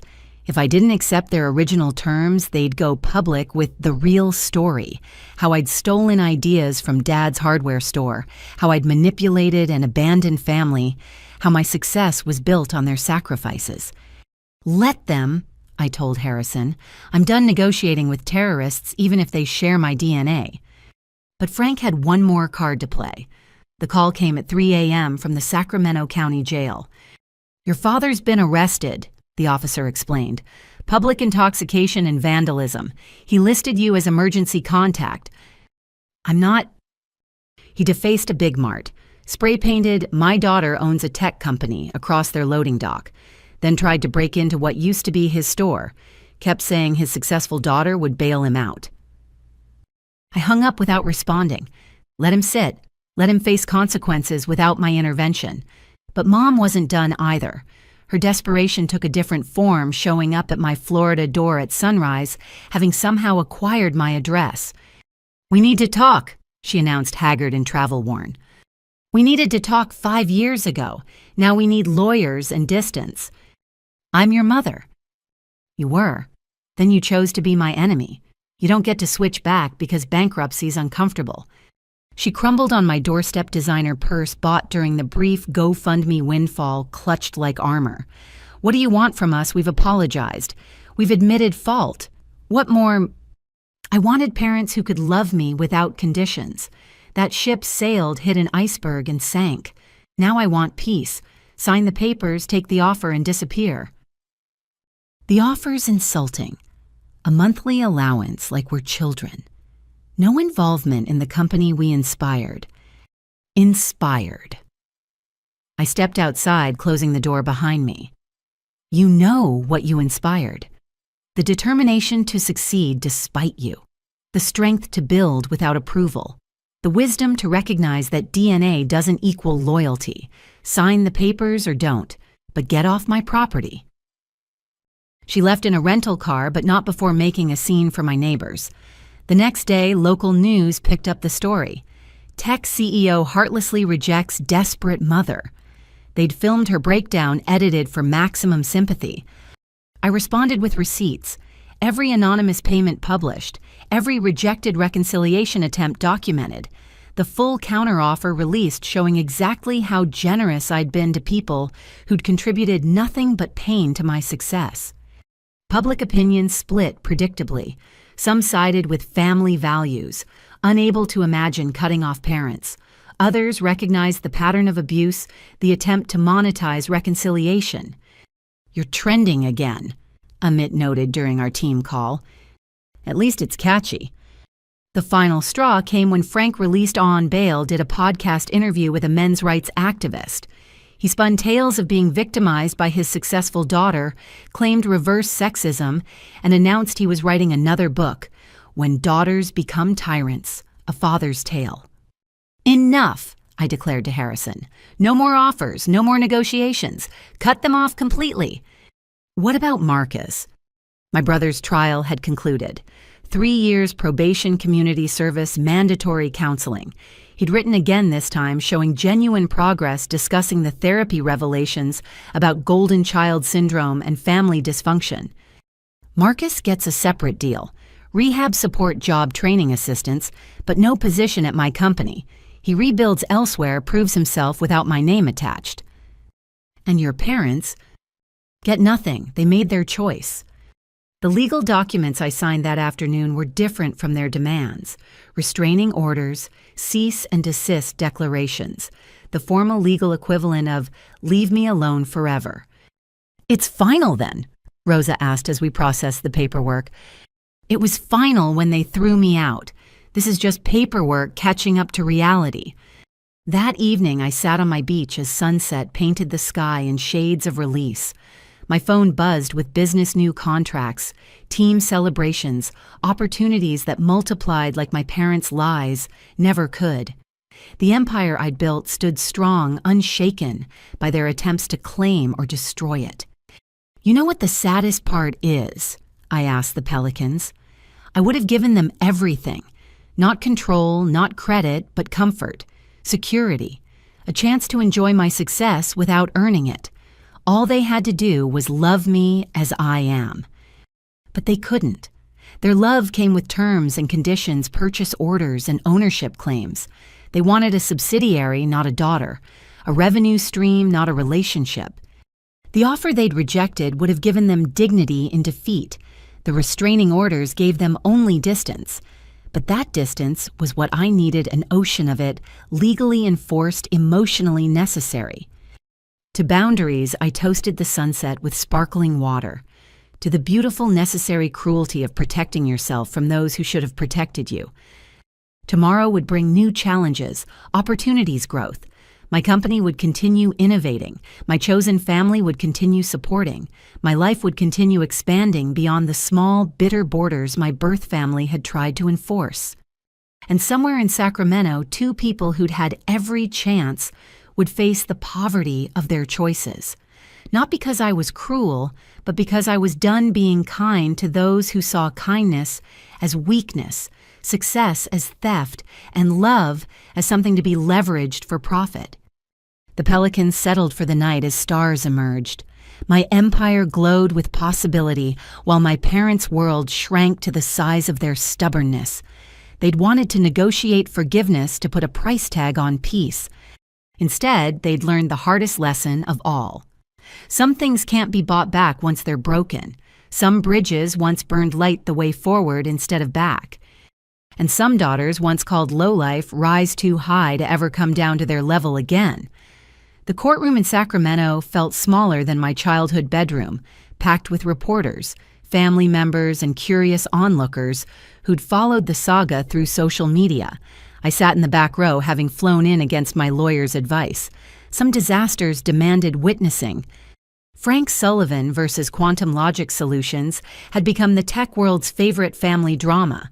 My father, represented by a strip mall lawyer who'd taken the case for publicity, claimed intellectual property theft, elder abuse, and malicious abandonment. The charges were ludicrous, but he'd found a judge willing to hear them. Your Honor. Frank's lawyer began, voice dripping with false sympathy. My client gave his daughter everything. Life lessons, business acumen, the very ideas that built her empire. Now she lives in luxury while he faces homelessness.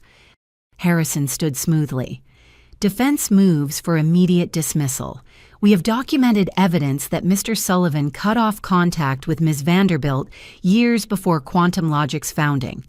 Furthermore, his claims of intellectual property theft are particularly amusing given his recorded statements calling her work playing with computers. Objection. The strip mall lawyer was sweating. Those statements were taken out of context. Then let's provide context. Harrison smiled, predator sharp.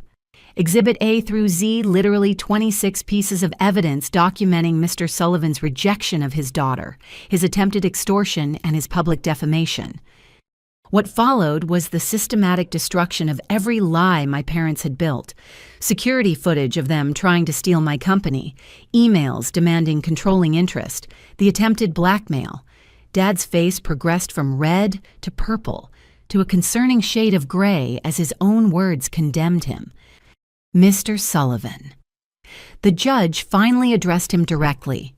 Do you have any actual evidence that you contributed to Quantum Logic's development? Dad stood shakily. She's my daughter. Everything she knows.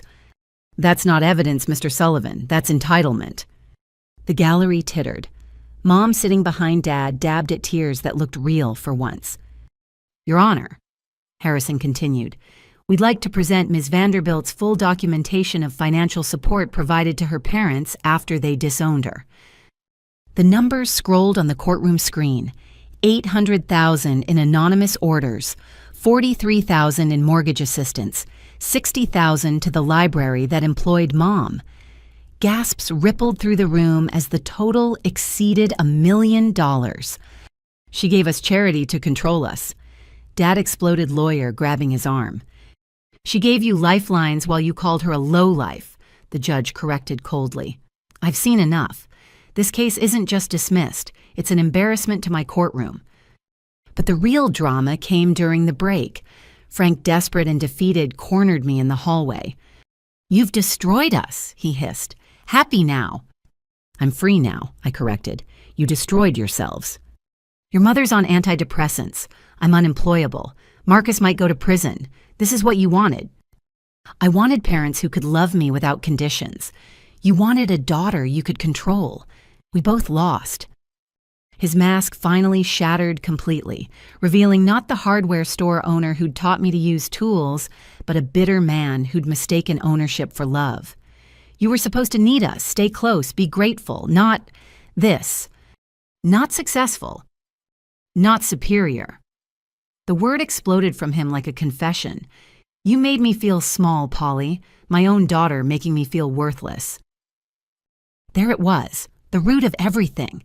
Not disappointment in my choices, but fear of my success. He'd needed me to stay beneath him to feel tall. I never tried to make you feel small, I said quietly. Your pride did that. I just tried to live. Before he could respond, commotion erupted from the courtroom. Marcus had arrived shackled, but somehow looking healthier than I'd seen him in years. Prison sobriety agreed with him. "Polly," he called out, "thank you for not pressing charges, for the rehab funding, for the second chance I don't deserve." "Earn it," I told him simply. "I will. Already started teaching coding to other inmates. Turns out I learned something watching you work after all." The final courtroom scene was anticlimactic. Charges dismissed with prejudice. Frank ordered to pay my legal fees, a symbolic gesture since he had nothing left. No restraining order needed. Defeat was its own barrier. Outside, Mom waited by a car I didn't recognize. Borrowed or rented like everything in their lives now. "I know you hate us," she said quietly, "but I need you to know something. That text I sent about being proud, I meant it. I've always been proud, just too poisoned by Dad's jealousy to show it. Being proud in secret is like being brave in hindsight. It doesn't count." "I know." Tears tracked through her makeup. "I chose wrong. Chose him over you. Chose reputation over relationship. And now I've lost both." "Yes," I agreed. "You have. Is there any way—" "No." The word was gentle but final. "We can't rebuild on a foundation of ashes. Take the memory of what we could have been and try to do better with whatever relationships you have left." I walked away, then leaving them on the courthouse steps. Harrison caught up briefcase swinging. "Feel like celebrating we just won everything. We won legally. Nobody wins when families implode." But there was one more scene to play. That evening, at a quiet restaurant in Sacramento, I met with the extended family members who'd attended the trial. Aunt Martha, Uncle Robert cousins, who'd watched the whole sad spectacle. "We failed you," Martha said simply. "Watched them poison every holiday with lies about you and said nothing. Chose comfort over truth. Water under burned bridges," I told them. "What matters is what happens next." "We'd like to stay in touch," Cousin Sarah ventured. "Not asking for anything, just family who actually acts like family." I considered it. These people hadn't thrown me out or tried to steal from me. They'd been cowardly, not cruel. There was a difference. "We can try—" I conceded. "But I live in Florida now. My life is there." "Zoom holidays," Uncle Robert suggested with a tentative smile. "Maybe, we'll see." The flight home felt like shedding weight with each mile. Below America scrolled past a country built on reinvention, where orphaning yourself from toxic origins was practically a national pastime. My phone lit up with messages from my real family. Rosa reporting 3 new client contracts, Amit celebrating a breakthrough in the code, David sending pictures of the team dinner I was missing. People who'd chosen me, supported me, believed in me when DNA had failed. "How did it go?" Rosa asked when I called from the airport. "They lost everything, including the delusion they had any claim to my success." "And how do you feel—" I considered the question as planes took off around me, each carrying people toward or away from their own complications. Like I finally closed a chapter I've been trying to edit for 5 years. It didn't end happy, but it ended clear. They know exactly where we stand now. Which is nowhere. We stand nowhere to each other. And that's the most honest relationship we've ever had. The sunset over the Gulf was spectacular that evening, painting clouds and shades of forgiveness I didn't owe anyone. I sat on my deck laptop, opened a code that made sense in ways family never had, building features for companies that valued innovation over bloodlines. "You know what's funny?" I told my Pelican audience the next morning. "They spent so much energy trying to claim credit for my success. But in the end, the greatest credit they can take is that I succeeded despite them. That's their real contribution, being obstacles that taught me to climb." An email notification caught my attention. Marcus from a prison computer lab. "Passed my first coding certification. It's nothing compared to what you build, but it's mine. Earned honest. Thanks for showing me that was possible." I smiled, forwarding it to the rehab program coordinator. Maybe something good could grow from all this wreckage. Not reconciliation, that ship had sailed, sunk, and become a reef, but perhaps redemption for those willing to do the work. My parents would never do that work. They'd shown their truth in that courtroom pride so poisonous they'd rather lose everything than admit error. They'd live smaller, bitter lives now sustained by complaints instead of my charity. But that was their choice, as staying away was mine. To resolution, I toasted the sunrise with coffee. Messy, painful, necessary resolution. The pelicans squawked agreement or hunger. Either way, they were more emotionally consistent than family had ever been. I fed them fish and got back to building empires that no one could claim but me. The resolution wasn't happy, but it was complete. No more anonymous payments or secret pride. No more hoping for change from people committed to staying stuck. No more negotiating with emotional terrorists who happen to share my genes. Just forward, always forward. Building higher, reaching, further succeeding, louder than their doubts had ever been. The low-life daughter had become everything they'd feared, independent, successful, and free. And that was the greatest resolution of all. The sunset painted the gulf in shades of gold and possibility as I arranged place settings on my deck. Real china this time, not paper plates, a small symbol of permanence in a life I'd built from temporary things. The table stretched long enough for 12, though tonight we'd only need 8. Wine selection approved, Rosa announced, emerging from the kitchen with bottles tucked under each arm. Though I still say champagne would be more festive.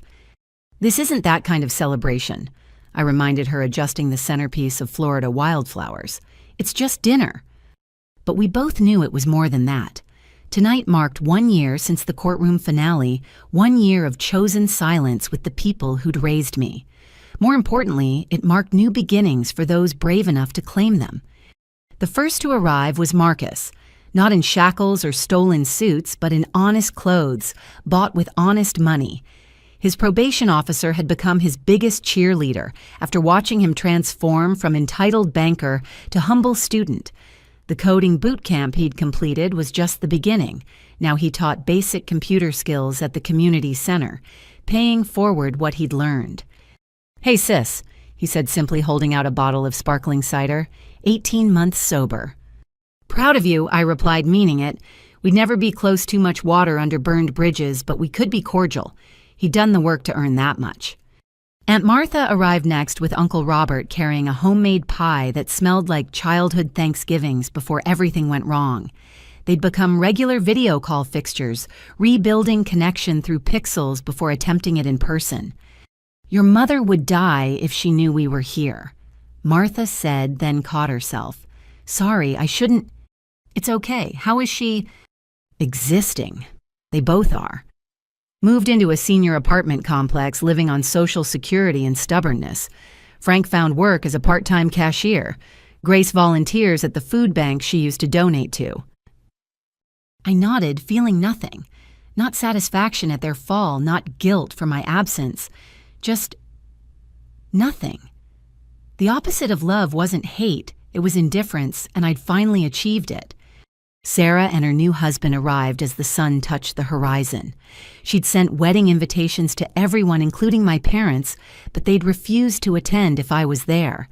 So they'd missed their niece's wedding to prove a point that no longer mattered to anyone but them. "Thanks for the startup loan," her husband Jake said, shaking my hand firmly. "The food truck's doing amazing, already planning a second one." "Pay it forward when you can," I told him. "That's the only interest I charge." The final guests were the heart of it all, Rosa and Amit, my chosen family who'd flown in for this dinner, and the board meeting tomorrow where we'd discuss our latest valuation, $200 million and climbing. They carried laptops even to social dinners, success and friendship intertwined in ways my birth family had never understood. We ate seafood and stories as the sky darkened. Marcus shared his students' victories, elderly people sending first emails, former inmates building resumes, kids discovering they could create instead of just consume. Martha talked about the family members still too proud to reach out, but who followed my success through news articles. Sarah showed wedding photos from the beach ceremony my parents had chosen to miss. "I have news," Marcus announced over dessert. Got a job offer, entry-level developer at a startup in Austin. They know my history, my mistakes. Want me anyway. When do you start? I asked. Next month. Fresh city, fresh start. Following my big sister's playbook, sometimes distance is the only way forward. We toasted his courage with raised glasses, the clink echoing across water that held no grudges, unlike people. I need to say something. Aunt Martha interrupted the comfortable chatter. What your parents did was wrong. How we enabled it was worse. You deserved better from all of us. This family failed you, and I'm sorry it took losing you to see that. Thank you, I said simply. Some apologies came too late to heal, but still mattered for the speaking. As dinner wound down and guests prepared to leave, each carrying leftovers and renewed connections, Marcus lingered. We stood at the deck's edge watching boats' lights dance across dark water. I've been seeing a therapist, he said quietly, working through why I became who I was, the golden child who could do no wrong until I did everything wrong. What have you learned? That being the favorite is its own prison. You escaped early, built something real. I stayed trapped until crime became my only rebellion. We were both victims of their limitations. You just handled it better. I handled it differently, not sure about better. I cut them off completely. Which saved you. His voice carried hard-won wisdom. I've accepted I'll never have their approval either. Even broken and humbled, I'm still the son who embarrassed them. The only difference is, you knew that truth at 21. Took me until 32 in a jail cell. We hugged then carefully like people practicing an unfamiliar dance. Not the easy affection of siblings who'd grown up supported, but the cautious connection of survivors comparing scars. After everyone left, I sat alone on my deck laptop, opened tomorrow's presentation. 200 million in valuation, 50 employees worldwide, innovation awards lining my office walls. Everything my father had said I'd never achieve multiplied beyond his imagination. You did it, Rosa had whispered before leaving. Built a life so good they can't touch it. But that wasn't quite right. They could still touch it. Their absence was its own presence, a family-shaped hole nothing could fill. The difference was I'd learned to build around that absence instead of into it. Like a tree growing around a fence, incorporating damage into design. My phone buzzed with a notification, an unknown Sacramento number I almost ignored, then recognized the area code of the senior complex Martha had mentioned. I let it ring through to voicemail, then listened to my mother's tearful message. I know you won't answer. I know we ruined everything. I watch the news. See your success. And I'm so proud, Polly. So proud and so sorry. Your father's too stubborn to admit it, but he reads every article, saves every mention. We failed you, baby. We failed you, and we know it, and we're sorry. I love you. I've always loved you. I just loved wrong. I deleted the message, but not before saving it to a folder labeled Evidence of Growth. Not theirs, they'd stay stuck forever, choosing pride over peace. Mine. Evidence that I could hear her pain without needing to fix it, could acknowledge her love without accepting its conditions. Tomorrow would bring new challenges, the board meeting about international expansion, 3 acquisition offers to review, a speaking engagement at Stanford returning triumphant to the place I'd left in seeming defeat. But tonight was for gentler victories, a brother choosing sobriety, an aunt choosing truth, a family rebuilt from volunteers instead of conscripts.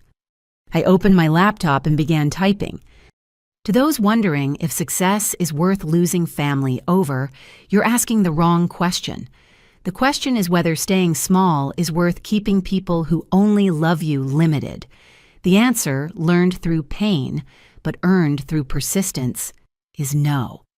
Build your life so big that those who rejected you become footnotes in your success story, not chapters. Choose family who choose you back. And remember, sometimes the greatest gift your birth family can give you is the freedom to find your real one. To everyone who's been called a failure, a disappointment, a lowlife, this is for you. Build anyway. Dream anyway. Succeed anyway. not to prove them wrong, but to prove yourself right. The view from the top is worth every relationship that couldn't survive your climb. And if you're reading this wondering whether to reach out to that family member you rejected, ask yourself, do you love who they are or who you wanted them to be? Can you celebrate their success without claiming credit? Can you apologize without expecting access? If not, your silence is kindness. Let them flourish in the freedom of your absence. The tech industry taught me to iterate, pivot, and scale, but family taught me to survive, rebuild, and thrive. Both lessons were necessary. Only one was given with love. Thank you for following this journey. For those asking what's next, Quantum Logic is launching a scholarship program for family-rejected entrepreneurs.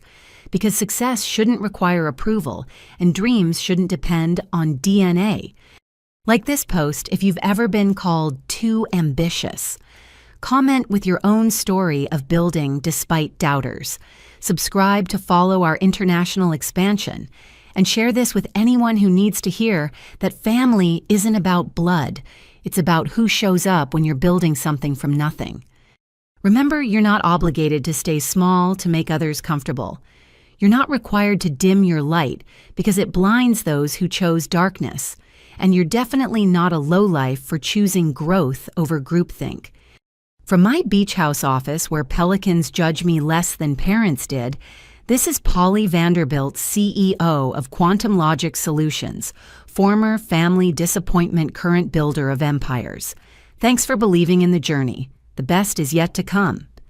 I hit publish, watching the post go live to millions who'd followed this strange saga of success and severance. Within minutes, comments flooded in stories of other builders who'd chosen dreams over dysfunction, who'd learned that sometimes loving yourself means letting go of those who can only love you broken. The moon rose over calm waters as my chosen family texted goodnights, and my birth family lived with choices they'd made in anger. Between those two realities, I'd built a third success that needed no one's permission, peace that required no one's approval, and a future bright enough to blind those who'd tried to keep me in the dark. To new beginnings, I toasted the stars with herbal tea. To the families we choose and the empires we build. To every lowlife who rises higher than high lives ever dared to dream. The notification counter climbed past 10,000 likes, 20,050. Each one a person who understood that sometimes the only way to honor where you come from is to go somewhere better. Who knew that DNA was just letters, not destiny? Who'd learned that the greatest revenge isn't proving them wrong, it's proving yourself right, then moving on to prove something else entirely. My empire glowed with possibility. My chosen family grew with every connection. My peace deepened with every sunrise that didn't require their approval to be beautiful. And somewhere in Sacramento, two people who'd had every chance were learning the hardest lesson of all. When you tell a dreamer they're nothing but a lowlife, sometimes they'll believe you just long enough to build a life too elevated for you to ever reach again. But that wasn't my story anymore. My story was tomorrow's board meeting and next week's expansion and next year's innovations. My story was every entrepreneur I'd fund who'd been told they weren't enough.